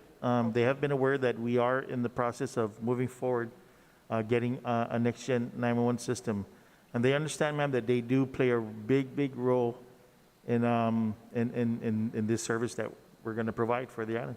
Is there anything they have to do on their end to prepare? Just like I said, I mean, Yeah. sometimes, I don't know what it was last year, some emergency message was sent out to the community because of COVID. Yes. And some people got it on their phones, and others got it like 3 days later, and some didn't get it at all. So I just want to get it clarified. Yes. And do they have to prepare also at their end? Is there equipment and stuff they need to put in place? Yes, ma'am. They're going to have to prepare for that. And I believe the FCC mandates them a certain amount of time to do so. Okay, but from when? From the time you notify From the them? time or that how we send them the letter officially Okay. saying we are in the process of obtaining our NG91 system, we're building it. Or, I'm sorry, that we have awarded our NG91 system, you are hereby notified that you must be in compliance with phase 1, phase 2 as per the FCC. And do you know what that time frame is for compliance? 6 months, I believe. They have a 6-month Yes, period. ma'am. So Okay. it would be 6 months for phase 1, 6 months for Phase phase 2. Okay, so there are 2 phases. That's correct. Okay, I'll reserve for a next round, Mr. Chair. Thank you. Thank you for the indulgence. Thank you, Senator Brown. Senator Moylan, do you have any questions, sir? No, Mr. Chairman, I support that we should restore the funds transferred out, that 30.8 million funds transferred out from fiscal year 2014 to 2017. I support this. Thank All you. right, thank you. Senator Duenas, do you have any questions for the panel? Yes, I do, Jesus Bonsi, Mr. Chairman. And I support this as well. I just want to work off of the testimony from Guam Fire. My first question is for Mr. Byrne, DOA. It says in the testimony that the funds were transferred in fiscal year 19. When were the funds transferred in fiscal year 19? When were they transferred in or transferred out? Transferred in. It said Transferred the governor, I'll read it verbatim. They were Says transferred the governor in. fulfilled her promise and returned the amount previously mentioned back into the E911 funds. This is fiscal year 2019. They were transferred in 2019. We were mandated by the PUC to make these funds fully transferred by May of 2019, and that was done. Sure, okay, that's what I wanted to make sure. So that it was in May of 2019 when it was transferred? Yes, Senator. Okay. So Chief, May of 2019, it was transferred. Was it part of the fiscal year 2020 budget request for this money? Because I want to give a little background, Chief, because from what I understood, I wasn't that intricately involved, but I had some work previously with public safety, and my understanding is this system's been under development for quite some time. Is that correct? Yes, Senator, that's correct. It's been an effort that's been ongoing for several years. Yeah, so when you assumed the chief position, this type of development and discussion on this procurement had been ongoing and as you took over? That's correct, yes, sir. Okay, so that, I guess that's the purpose of my question is, so in fiscal year 20, was this a budget request from the Guam Fire Department for this appropriation? No, it was not, Senator. Okay. Yeah. Chief, was it a request in fiscal year 2021 during your budget? No, it was not, Senator. Okay. And so I guess that's why I go back to DOA, because Yes, when Senator. this was transferred back in to the fund, what was the fund balance when this was transferred back into the fund? The fund balance after the transfer, casting my memory back, was something around 5.5 million. There wouldn't have been an appropriation because it wasn't revenue. I think that's what this whole bill is trying to do. The transfer back in was a transfer, not reported as revenues. So that was the reason why there was no appropriation, and that's the reason why this bill was proffered, so that that technical correction could be made. No, I understand that, Mr. Byrne, but what I'm saying is the technical correction could have been made in fiscal year 20. It could have been made as a budget request in fiscal year 21. It could have been, but it's here now. Right. No, I understand, Mr. Byrne, but these things are important because when we talk about the budget process, when we talk about working, I'm not trying to beat anybody up. I'm trying to say that when we talk about the budget process and we talk about fiscal responsibility and we talk about making promises and transferring money back into a fund, the only point I'm trying to make is that this procurement was under development. And so there was even testimony during the public hearing that this might not even be fully cover what this procurement might end up being. So we may have to come back and appropriate some additional funds, which I'm happy to do if that's what we absolutely need for Guam, and I believe as you testified, that's absolutely what we need. But Mr. Byrne, these kind of things, when the money is transferred, appropriations should be made immediately during the fiscal year so that we can be prepared for this procurement going forward, and that that effort can take place, and we were ready to do it regardless. Standalone bill is fine, but it really should be part of the budget process, Mr. Byrne. Yes, sir. Well, the appropriations are done by this body. So I kind of would defer to Mr. Granero to comment on that point. Mr. Byrne, we definitely are the appropriation body, but we take the ceilings that BBMR, which is not here right now, authorizes for the agencies. And when we take from those ceilings that are authorized, that should be inclusive of everything that this public safety entity believes it needs to operate. Thank you. Well, I'll confer with OFB. Sure, I will love OFB to answer that question. Mr. Guerrero, wouldn't this be how this body would operate, is that we would easily have included that in the request, especially since the funds were available as having been transferred by the governor, and we could have appropriated in the budget? You're correct, Senator. Normally what we do, the legislature does, is we'll take basically any requests by the administration, take it into consideration. If it's a viable funding source, we would normally address those requests. In this particular case, in FY20, this particular money was not requested to be appropriated because I think they were going through the issue of having the monies reimbursed to the fund because it was taken out during the previous administration. So, Mr. Burns is correct. There was a balance of over $5 million before the money was transferred out. May of last year, it was reimbursed into the fund. So the fund balance right now, as of September 30, is about 5.5. But Mr. Burns indicated it's a little over $6 million. I believe maybe there were some adjustments made to the fund. But as of September 30th, based on the financial audit, there's about 5.5 million in the fund right now. So based on what the bill is requesting of the 3.8, I would safely say at this point there are sufficient funds to cover the funds being requested in this bill, the Correct. appropriation.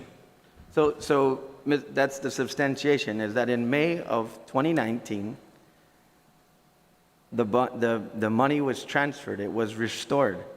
So it was subject for appropriation in the 2020 and the 2021 budget. Should have been, because it's transferred back into the fund, so it's subject for appropriation. I'm not trying to belabor the point on the basis, Chief, I support you and I support this effort, most definitely and wholeheartedly. I'm just saying that, when we discuss these things and we discuss appropriations, it's important going forward. We're going to do another fiscal year budget here coming up, that the appropriations, are subject to, when you come down, ask for what you need.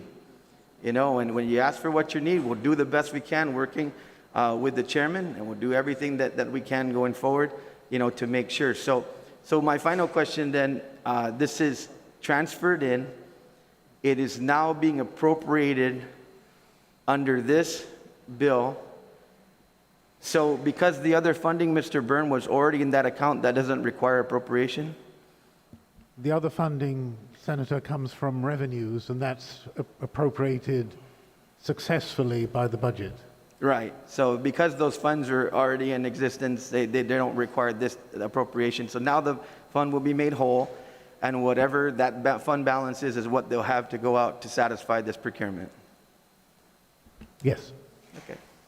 Thank you very much, Chief, and certainly do support and can't wait until this gets done. Like I said, I know this has been under development for many years, and as I mentioned, you'll know as you get closer to the appropriation, to the procurement, and when it closes, what additional might be needed. So, and we can work to make sure that you're made whole as well as that time comes, and if we need to appropriate additional funds, if the E911 fund isn't keeping up to the pace of what you're going to need to get this procurement done. Sidus Masi, Mr. Chairman, thank you very much. Thank you, Senator Duenas. Senator Torres, do you have any questions for this panel? Yes, I'd just like to congratulate GFD for coming this far in procuring the next generation 911 system. In many oversights that we've had where the E911 system, the state of the system was discussed, one of the advantages that you had explained to us was the ping locator feature of this next generation, where people who call on cell phones, short of describing exactly where they're located, their place of emergency, the new system will be able to detect location, which oftentimes is a major cause of delay in reaching people who are calling for help. Or sometimes they're not in a position to coherently articulate where they're located. So I think that feature is good. I just want to ask, with the return of the monies that were unlawfully taken and were ordered to be reinstated by the PUC, and out of great concern by the FCC also on the misuse of the funds before, or the rating of the funds, this money now will allow you to complete the procurement process, correct? Or of obtaining next generation 911? That is correct, Senator. Okay, and then assuming that there's no repeat of that unlawful taking from the E911 fund going forward, the fund should be sufficient to not only service the lease of the equipment that you're currently procuring going forward, correct? So will we now have arrived at a stable position with the E911 system on Guam after this? Yes, Senator, that's correct. For the next gen, that will be the answer for the E911 system. Okay. I just want to, again, iterate the significance of this. I think that many of us don't appreciate how precarious Guam's situation has been over the years with the state of the E911 system and the fact that it's been so obsolete, or that it is obsolete. And I'm glad that you've not only reached a point where those monies were recovered, closed a chapter in the procurement, because I think that was always one of the biggest challenges, as I recall through the testimony from your representatives from GFD over the years. But Good luck, and AG, I hope all goes well. You know, we're looking forward to the success of this procurement process. Thank you, Senator. Masi. Thank you, Senator Torres. Senator Nelson? Speaker Talahi. Thank you, Mr. Chair. Thanks to the panel for being here and at the public hearing and for all your help in us getting this appropriation where it belongs, finally, after many years.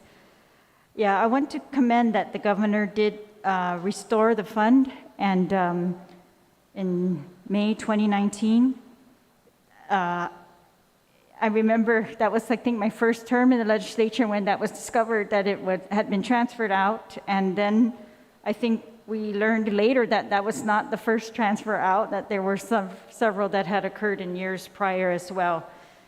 And after discovering that transfer, we went through all kinds of things. I think the oversight chair here, she demanded an investigation by the PUC, passed the bill with criminal penalties for anyone who would do that in the future, transfer it out, and we, did receive a mandate and investigation by the PUC.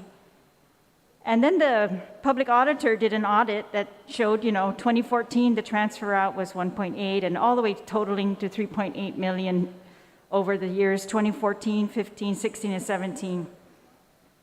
And at the time, the report said that the money was transferred out to pay for government payrolls, tax refunds, bonds, etc., due to general funds deficit from 2014 to 2017.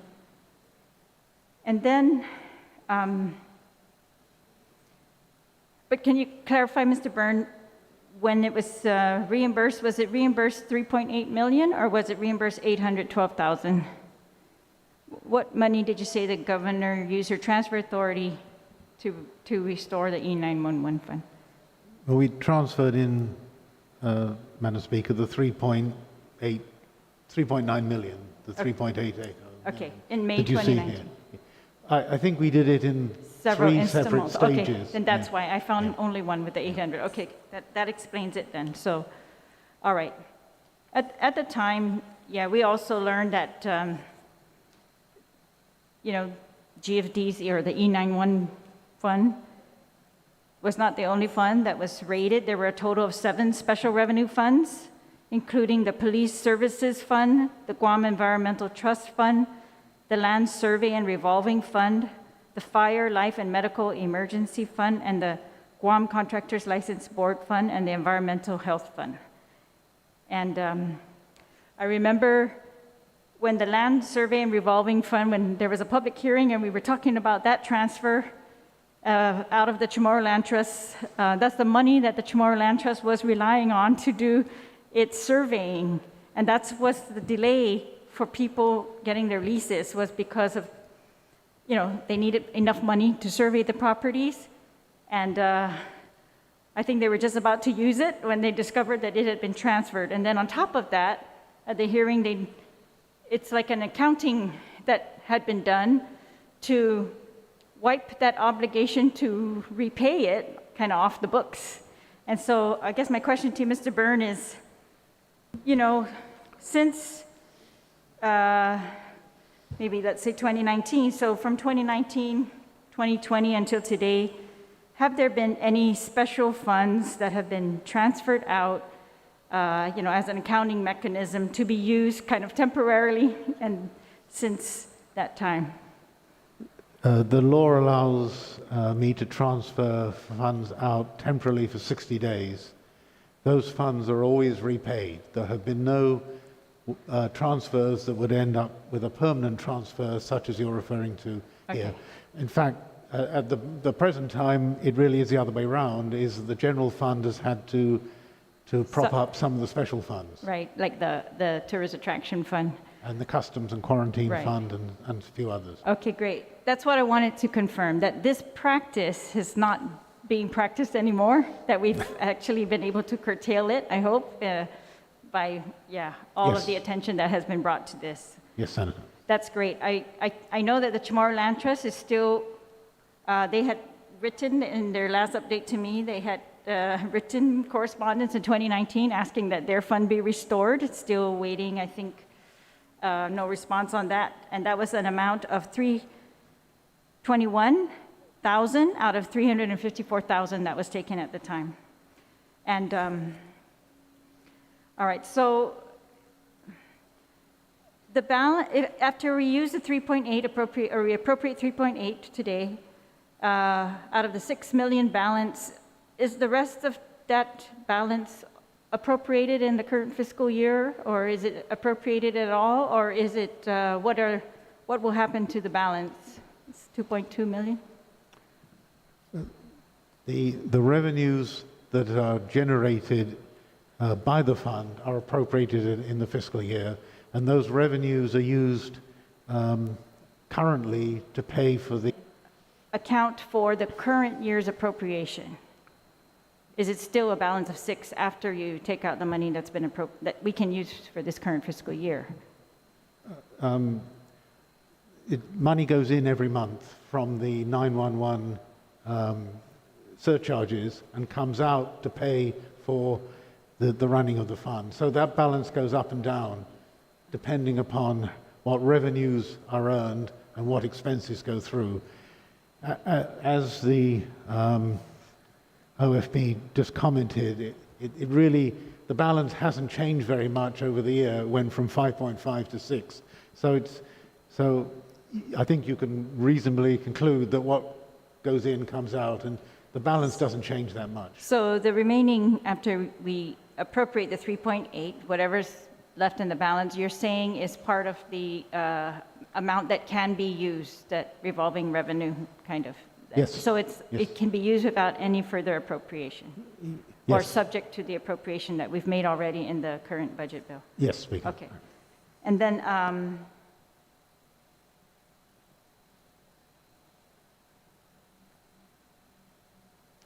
is it, I know that you said you haven't continued this practice of, taking money out of the special funds, and now we're subsidizing some of these special funds, but is it still allowable in your interpretation of the law? And I know we made it there a criminal penalty as to touching this E911 fund, but do we need to do that for every special fund, or is it still your interpretation that that can be done if necessary, or is that prohibited? Because I know the language is very clear. This is a special fund. It should not be used for any other purpose, but what is your position on that? I think if you recall the discussion that went on in the past, Madam Speaker, there was a contradiction between the law and the accounting principles that operate how it Right. got reported. In this particular case, you're correct, there was particular legislation, and there appeared to be federal legislation which deemed this transfer to be more than inappropriate. Some other funds aren't governed by those external laws. A special fund is set up really to record in the books a fund that has dedicated revenues. I mean, that's the actual real purpose of a special fund. I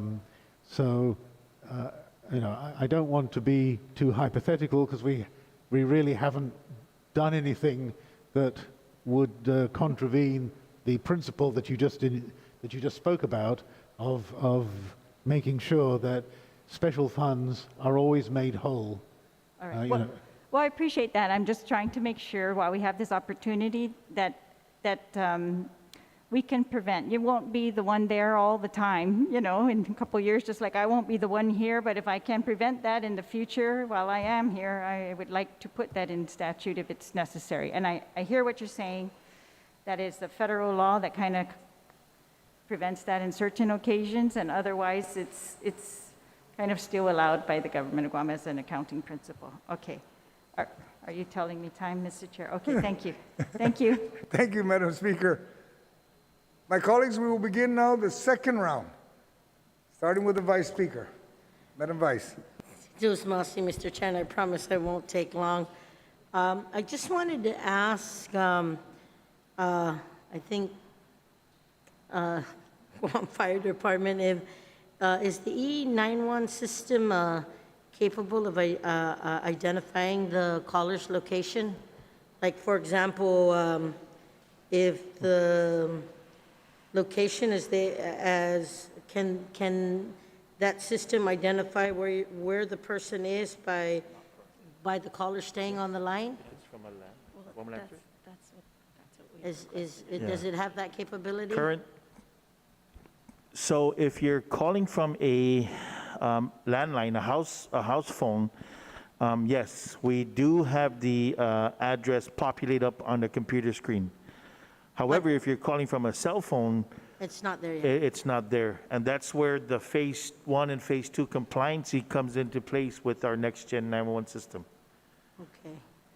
And maybe the other question that I wanted to ask is, with the Smart E91 system, I know that the dispatchers and responders undergo extensive training to be able to, operate these systems, right? So are we or you folks going to be including as part of the RFP, the training and the certification for the dispatchers and the responders? In regards to the equipment or Yes. to the job itself? Everything. So for the job, so an E911 call taker goes through a 2-year certification with APCO, which is the Association of Public Communication Officials. That is worldwide certified emergency medical dispatcher. Okay. And we go through that process every 2 years, ma'am, to include CPR and first responder certification. As for the equipment, it is in the RFP that we get trained on every new, not only at startup, but at every new process or technology that comes up and they update it and they update the equipment with. We also have that in there where they have to train us on it. So that would be every GFD? Yes, ma'am. Every call taker that's up there. Okay, just wanted to make sure, Mr. Chair, that would be included. Did you want to add anything, Mr. Director? No, Senator, thank you for the question, but yeah, absolutely, that was part of the RFP. It would only make sense that whoever provides the equipment and the technology would also have to train us up to that. And as Paul has indicated, and Paul's been speaking very well because he's kind of been the point person for this project before I even came into the position. And he's one of the 911 supervisors. So, we're very much looking forward to this, the ability to be able to purchase the next-gen solution for the Guam Fire Department. And I'm kind of getting lost in my train of thought here. So. No, that's it. I just wanted to make sure that if that RFP is going out, that the training for everybody is included, because, no use having a system when we have to pay for the training. So if the RFP can include all that, and if you want to add, Paul, you're more than welcome. Yeah, so also, Vice Speaker, that also includes the Guam Police Department dispatchers as well, because we work kind of tandem and hand in hand with them also. So the equipment will be, they will be utilizing it also in the 911 center, and so they will be trained as much as we are trained on that equipment. Yeah, just wanted to make sure, Mr. Chair, that it was all inclusive and that we give the proper training to all the fire personnel, and if GPD is included, and that makes it even better as the responders need to be able to be updated also, and, just makes it more makes better sense that everybody gets trained. So good, I'm glad that's done. I wanted to just make sure I asked that question, Mr. Chair Jesus Masi. Thank you, Madam Vice. Senator, man, no questions. Senator Parrish, do you have any additional questions or comments or statements? Yeah, thank you, Mr. Chair. So I'm just a question for Paul. Was OTEC asked for or consulted with in this process? Yes, they were, ma'am. Okay, They were included in our RFP conversation in the build-up. Okay, great. That's good to know. Not only were they included, but we followed the requirements Yes. for OTEC RFP procurements. Yes, we followed the law on that. Okay, that's good to hear. I think perhaps if we have more of a standardized approach to migration and overhaul of our communications, I think that's a good thing. So I don't have any further questions. Thank you. Thank you, Senator Burris. Senator Clint, do you have any questions, sir? None. Senator Pito, any further questions? None. Senator Blas, do you have any questions? Thank you, Mr. Chair. Chief and Paul, what's the total cost for the system? Say it again? The total cost of Total the system? cost? At present, we don't know what that total cost is going to be because we are still very much in the procurement phase. Okay, so in the procurement, well, what do you anticipate the cost then to probably be? So we're still in the negotiations phase. Okay. And so for negotiations, it's Okay. negotiations. Okay, so with that, we're looking at what, 3.9 here, that would be good to start, right? And in your negotiations, you've got all these bells and whistles, for lack of a better term. This negotiation then comes down to, actually, this is lease to own. If I was that correct to say that? Is it lease to own or is it lease to purchase? It is not lease to own. It is not one of, it is You're going a to outright lease. purchase, It's a lease, and then there is an option to purchase. Oh, lease with The- option to purchase. With an option. Okay, how much is, so in this negotiation, we don't know how much this is going to cost us next year, right?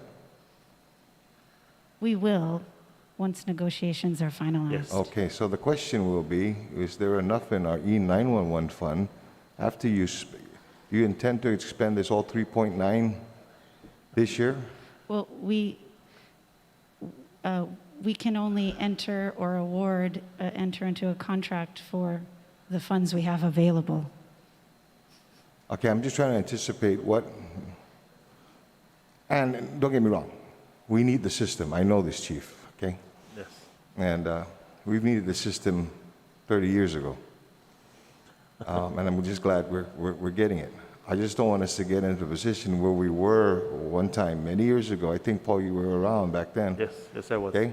When we couldn't pay for what we already had to the point where the vendor was threatening to take it out. And I just don't want us to get into that position. Yeah.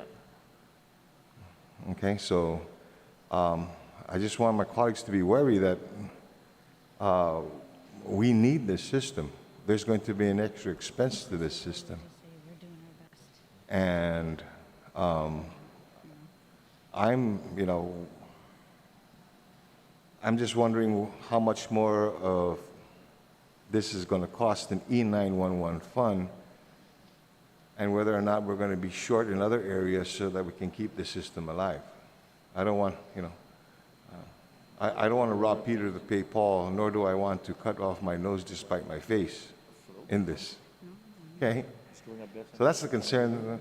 I'm not, it's not that I'm not for this. I'm looking to the future in this thing so that we make sure that what we're committing to, we make sure we fund it so that our system doesn't get compromised because we didn't anticipate the funding that's going to be necessary for next year or the year down the road. Okay? Sure. Thanks a lot. Thank you, Yes, Mr. thank Chair. you, Senator. Thank you, Senator Blas. Senator Teller, do you have any questions, ma'am? Thank you, Mr. Chair. More so like a comment, but I just wanted to thank the panel that's here and, of course, the Guam Fire Department for all the hard work you've been doing. Really greatly appreciate it, especially when I asked the question during the public hearing. I think, Paul, you were able to answer it. Thumbs up. And, Chief Stone, I'm so happy to hear that you're maintaining the text capabilities for those with disabilities, those who are deaf in the community or hard of hearing, to assist them.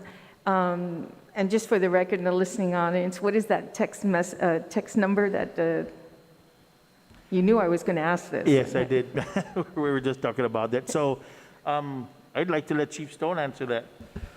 So actually, the number you're asking for, Senator, is 322.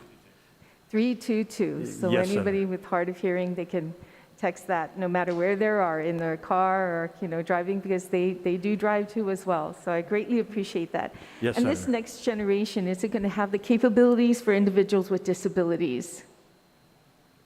Can you repeat that one more time? The next generation 911 system, will it be able to cover those individuals with disabilities? Yes, Yes, ma'am. It's written in there also in the RFP.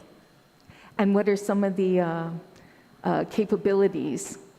The hearing impaired, the can just read. text to 911. I mean, I could read you the thing, but it's just standard with the next gen 911 system that it's Okay.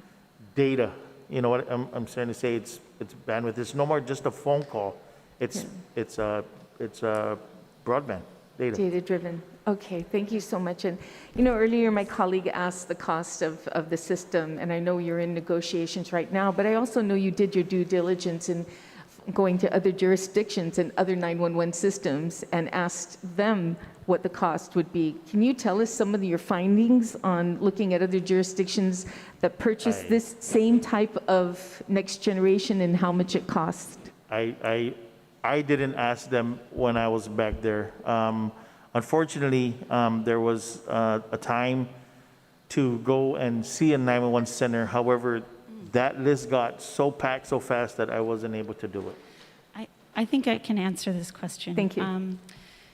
As part of this RFP, because it is expected to exceed $100,000, we are required to obtain cost or pricing data, and that is historical data of what these vendors have charged other people for similar contracts. And then we're required to compare those prices. And so what we can say is that we obtained that data as we're required to do, and we compared it to make sure that we are not getting a bad deal. And what are some of those numbers? We can't tell you that because That's public it's information. negotiations. Oh, okay. So that's information that you just asked this company what they charged other jurisdictions on how much this system would cost, or did you ask those who purchased from that same, or? Yes, actual contracts that they have entered into with other jurisdictions. And it's private information, I guess? I guess it's a contract, it's private between them. That's why you can't mention it? So until we get the money to award, Yeah. and we can award, that information is not yet available. But once there's an award, all of that information is available and public. Yes. Okay. And thank you for that information. It's good to know. This is like good for people who want to know why the cost, because it all boils down to also maintenance, you know, to maintain the system, the upgrades it needs, you know, new data software that's incorporated every month. So I'm pretty sure that we wouldn't be sitting here today if that amount of money that we're here to appropriate, which, by the way, I want to apologize, because if I'd have known this was done in FY19, this money should have been in the budget bill in FY20 or FY21. Why it didn't get in there and had to delay the progress of GFD? Well, I'm not controlling the budget at this point. I'm just one person of others. But we'll be sure that this bill does get through, so there isn't any more delay or any kind of showboating going around, that what is needed to GFD goes to GFD right away, and it doesn't become political. So I greatly appreciate you having to endure the wait when it should have been given to you sooner than now. And I'm sure we'll continue to do those efforts. And please, also, if you can, I know that you have the money because, like you said, you cannot procure for anything you don't have the funding for. And ensure you have that maintenance amount funding that's also set aside to continue this next generation 911 system for all our people of Guam. Thank you so much. Thank you, Senator Tarigui. Senator Ada, do you have any questions? None? Senator Brown, do you have any questions, ma'am? Yes, you got a question.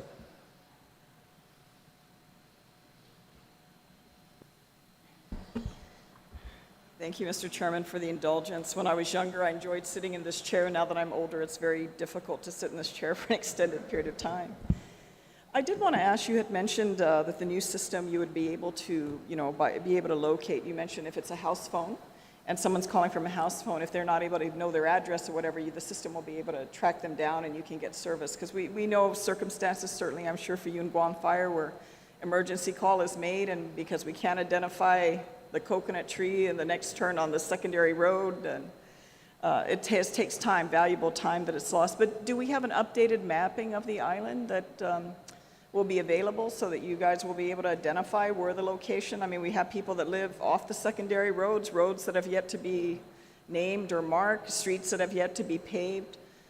Is there an updated mapping of the island that will be available to work concurrently with this new system that you're looking at procuring so that, you know, when someone does call, there's a way of you'll be able to locate them a lot quicker?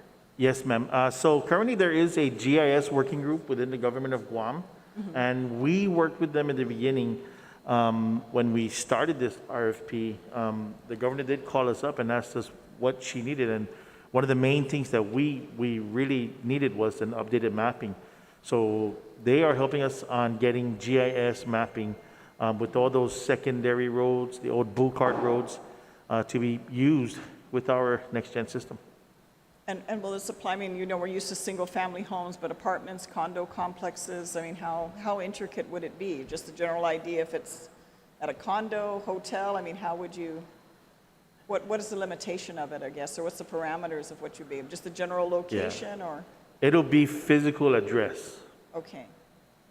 Okay. So if it's at a condominium, it would tell us, you know, the address of that condominium, suite 201, apartment 201. It should say that on the GIS. And do you know the status of the current mapping? Is it updated now? Is it still in production, or? So I do get the emails, and they are a working group, so I believe it's as updated as whenever the last working group had met. Okay, well, I'm hoping at a future discussion like this, maybe you can give us a status update. I mean, it's great, everyone's task. We love task force in the government of Guam, but you know, sometimes they get sent off to collect dust, and then you got one end moving at, you know, 100 miles an hour, and the other end has never started. So it'd be good to you know, have cohesion with this, as well as, like I said, with the different carriers that we have on the island. Yes. That communication is engaged, because I don't know what's involved in the technology, what they have to do, what they have to acquire, what they have to upgrade. I have no idea, on top of what work is being done with It's all you to inclusive. I'm sorry, get a ma'am. new It's all system. inclusive of with all the telephone companies too. If they apply for, as you know, GTA is not the only one that can provide landlines. Now it's also the other company, Docomo. So they got to provide those information to I guess, going to be our NG911. Currently, they do provide those informations. Okay, but like I said, I don't know what's involved in the system, because as, I don't know, it was 311 last year, there was an emergency note. I mean, if we have a tsunami, I mean, great if we hear the siren, but if we don't, and Homeland sends out a message, I mean, that was just an example of where some got it, you know, within a short time, others got it hours later, and as I mentioned, some never got it at all. On their phones. And nowadays, I mean, we don't even use landlines. It's very rare compared to, you know, everybody having their own individual instruments. So anyway, thank you, Mr. Chairman. I appreciate the opportunity to ask those questions. Thank you, Senator Brown. Senator Moylan? None. Senator Duenas? None. Senator Torres? None. Senator Nelson, do you have any additional questions, ma'am? No, Mr. Chair, but I don't think there's any amendments on the floor, so I just want to say for the record that I commend this governor for ensuring that we are able to use these E911 funds. It was the work of this body that put into action the security to ensure that this E911 funds was used for the purpose as it was designed for. And so it was this governor that put the E911 funds into use for this next generation system for the people of Guam. Thank you, Mr. Chair. Thank you, Senator Nelson. Madam Speaker, do you have any additional questions or comments? I just want to make one additional comment, and of course I support the bill. I support that we're going to get these funds, like I said earlier, to exactly where it belongs. I hope you are successful in your procurement and that you do get good value for the government of Guam. Yeah, so I guess I just wanted to point out, while we've talked a lot about the special funds and transfers of the special funds that occurred in the past, again, I'm glad, Mr. Byrne, thank you for assuring us that that is not happening under your watch, and that those who are, you know, the special funds that we've set aside for very special purposes, and that those will be respected. I hope that we can see reimbursement of the Chamorro Land Trust Survey Fund, because I think that's very critical, especially now. And, you know, and I'm hoping too that we're not going to see any more transfers out of GPD like we've seen recently. You know, a lot of us between all the bills we've had on our session are lamenting why isn't any money going to Department of Ag? Well, that's why, because we're taking it out of GPD and we're giving it in the most recent transfer authority. I mean, they're all lumped together, but some of the money actually went to the governor's office and Women's Bureau. And it's just that type of, thing that I feel we have to keep an eye on, and we have to just try to do better than that when it's very clear to us that there are needs all across the government. And so thank you again, Chief Stone and GFD for taking, moving on this. I hope you can do it as soon as possible. Thank you, Madam Speaker. Thank you. Thank you, Madam Speaker. My colleagues, that has completed the second round. I would ask Madam Vice Speaker to make her closing statement, and then I'll release the panel. Then we'll move to the second part, which is the amendment. So please do not, you're only going to close so I can release the panel. No closing requirement? Mr. Chair, thank you very much, but no need for the closing. I'll ask that we start working on the amendments in the interest of time. All right, thank you. Thank you. I'd ask the panel, and I thank you, Actually, Steve Guerrero. Sir? Mr. Chair, if I could, Ms. Toff would like to make a statement. Sure. Maybe for clarification. Oh my gosh, you're making me nervous. I was thinking about the equipment questions earlier, and I'm a lay person. I'm not a technology person, but this was issued as an RFP, a request for professional services, and that's because what we're procuring is not a piece of equipment.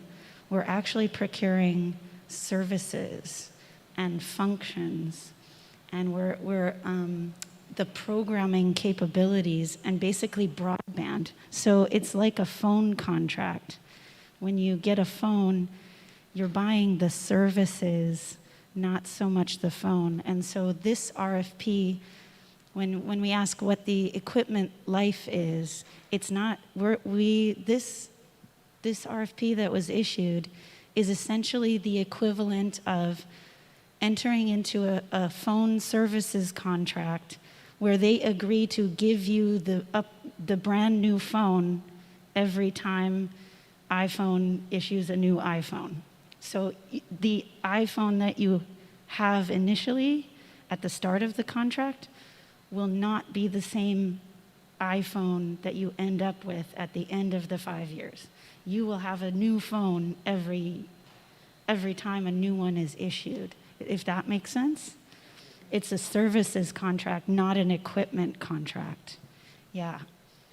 I hope that answers any questions about the equipment. Yes, I think it does. Thank you. Now, with that, I'd like to thank the chief and your staff for being here. Paul Belinsky, no? I think I know your family. And the attorney, thank you for being here, and for Steve Guerrero, OFB Director, and Mr. Byrne, and for Mr. Carlson, even though he didn't return. You were the key for this one anyway. Thank you all for being here, and you are now excused. Thank you very much. All right. You're good now.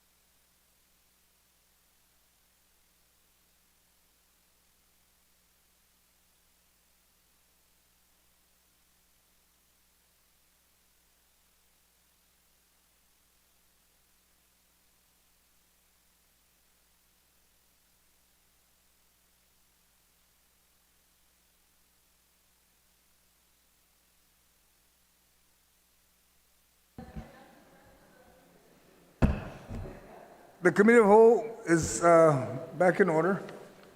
Madam Vice, do you have a motion at this time? Yes. And before that, my colleagues just to advise you, we checked the system, there's no amendment in the clouds or anything coming in, so we will move now with the Vice Speaker for her motion. Mr. Chair, for recognizing me at this time. And for that, I'd like to move that bill number 57-36 COR as actions be placed on the third reading file with recommendation of the Committee of the Whole. Are there any objection to that motion? There being none, approved. Madam Vice, do I have a motion to raise? I hope this one works, Mr. Chair. I'll try this one. We'll try it. Mr. Chair, I'm going to make a motion to rise from the Committee of the Whole with the recommendations that bill numbers 26-36 COR is amended by the Committee on General Government Operations, Appropriations, and Housing, and further amended in the Committee of the Whole. Bill number 25-36 COR is amended by the Committee on General Operations, Appropriations, and Housing. Bill number 40-36 COR is amended in the Committee of the Whole. And Bill number 57-36 COR is amended by the Committee on, was there an amendment there? As amended? Go ahead, continue. As amended by the Committee on General Government Operations and Housing be placed on the third reading file. Am I reading that correct, sir? Madam Vice, I just need to verify the first bill number. I had 26. It's 23-36. 23-36? That's correct. Okay. It's 23-36. That's correct.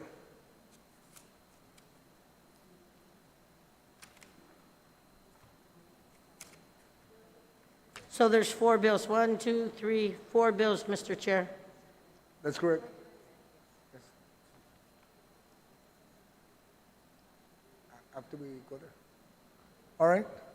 Senator Blas, did you wanted to raise a note, point of information or something? Thank you, Mr. Chair, and I recognize the need or the desire to make it expedient. But, Mr. Chair, our standing rules and the rules of engagement actually call for that we're going to need to bifurcate I'm not going to object to any of the motions, but it has to be bifurcated by bill. We went into the committee of whole, but the thing is, Next, we do a notwithstanding motion, Mr. Chair. and you know, Mr. Chair, I really don't want to get into an argument. But for the sake, Mr. Chair, you're talking about 4 very, very substantial pieces of legislation. God help us that we provide any opposition with the opportunity to be able to contest any of our actions based on a motion that I think for the sake of clarity that it should be bifurcated. It'll make much easier for recording of the bills. If you're asking that we bifurcate it individually, then I'll ask the Vice Speaker to do it individually, Yes, and then we'll just vote on it. But we won't literally rise, so we're not getting up and then going down and then until we finish all 4 bills. I understand that. Okay. It's just that we need to bifurcate it. Motion, boom on Bill 23, boom on 40. Got it. Then Okay, rise. thank you, All right. Mr. Chair. Thank you, Senator Blas. With consideration, Mr. Chair, I withdraw my previous motion. Please, is there any objection to that? She's withdrawing? None? Mr. Chair, I move to rise from the Committee of the Whole with recommendations that Bill number 23-36 COR is amended by the Committee on General Government Operations, Appropriations, and Housing, and further amended in the Committee of the Whole. That's it. That. Are there any objection to that motion? There being none? Mr. Chair, I move to rise from the Committee of the Whole with the recommendation that Bill number 25-36 COR, as amended by the Committee on General Government Operations, Appropriations, and Housing. Are there any objection to that motion? There being none, approved. Mr. Chair, I move to rise from the Committee on the Whole with the recommendation that Bill number 40-36 COR as amended in the Committee of the Whole. Are there any objection to that motion? There being none, Mr. Chair, one last bill. I move to rise from the Committee of the Whole with the recommendation that Bill number 57-36 as amended by the Committee on General Government Operations, Appropriations, and Housing be placed in the third reading. are there any objection to that motion to rise for Bill 57-36? There being none, we will now stand at recess so that we need to finish the process. I can send the bill to third reading, and then we'll recess until tomorrow. Okay? So we're at recess at this point, so the speaker can go back up to the top.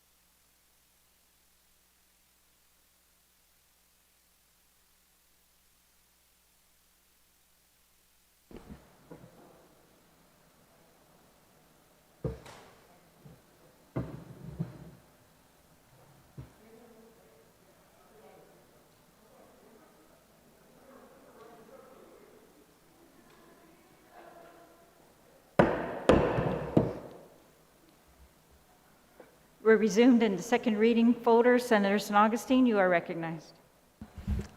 Thank you, Madam Speaker. Madam Speaker,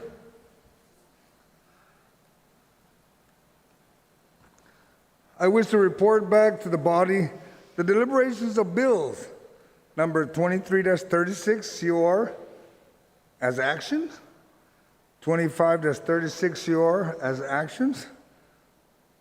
As what? No. I think I need to rephrase that. Oh, one. Pause there. Let me just withdraw that, and then I'll state it one more time. Again, ain't perfect.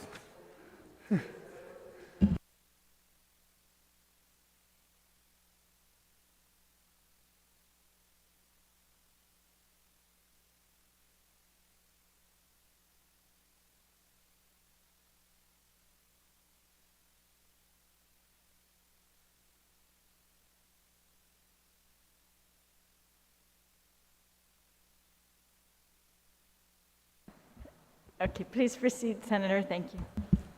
Let me just start it one more time. Thank you, Madam Speaker. I wish to report back to the body after deliberations of Bill number 23-36 COR as amended by the Committee on General Government Operations, Appropriations, and Housing, and further amended in the Committee of the Whole. Also, Bill 25-36 COR as amended by the Committee on General Government Operations, Appropriations, and Housing. Also, Bill 40-36 COR as amended in the Committee of the Whole.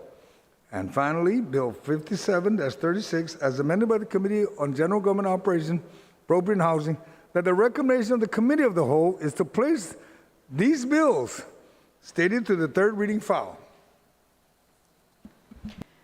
Thank you, Senator San Augustine. On the motion to place the bills on the third reading file as recommended by the Committee of the Whole with all amendments intact, is there any objection? No objection. Hearing no objection, motion carries.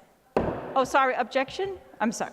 Please raise your hand for an objection. Okay, sorry, so but objection, would you like the bills separated, Senator? Yes, Madam Speaker, and for a reason, I believe that, and no offense to the move of the amendment and stuff, but I believe that we had recognized that we were going to rise to the Committee of the Whole and then introduce and entertain any amendments to any of these bills that we weren't entertaining in the Committee of the Whole.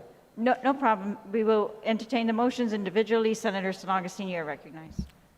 Thank you. Thank you, Madam Speaker. I wish to report back to the body after deliberation of Bill number 23-36, as amended by the Committee on General Government Operations, Appropriations and Housing, that this bill be stated, be sent to the third reading file. On the motion to place Bill number 23-36 COR as amended by the Committee on General Government Operation, Appropriations and Housing, and further amended in the Committee of the Whole on the third reading, are there any objections? Please raise your hand. Seeing no objection, motion carries. Senator San Augustine. Madam Speaker, I wish to report back to the body after deliberations of Bill number 25-36 COR as amended by the Committee on General Government Operations, Appropriation and Housing, be placed to the third reading file.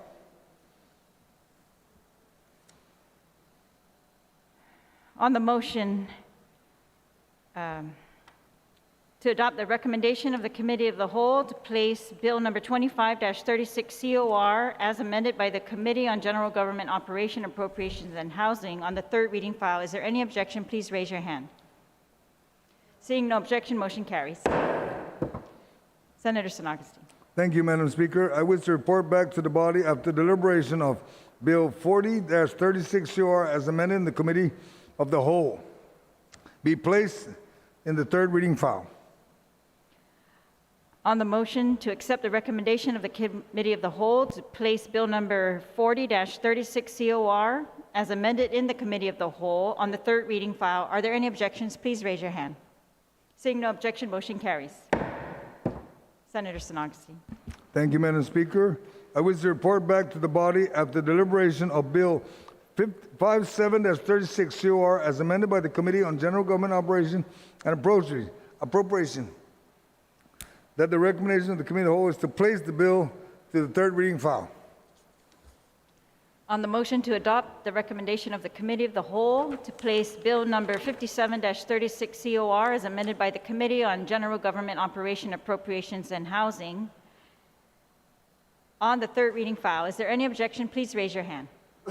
Seeing no objection, motion carries. We're still on the second reading. However, we are going to recess until 2 p.m. tomorrow.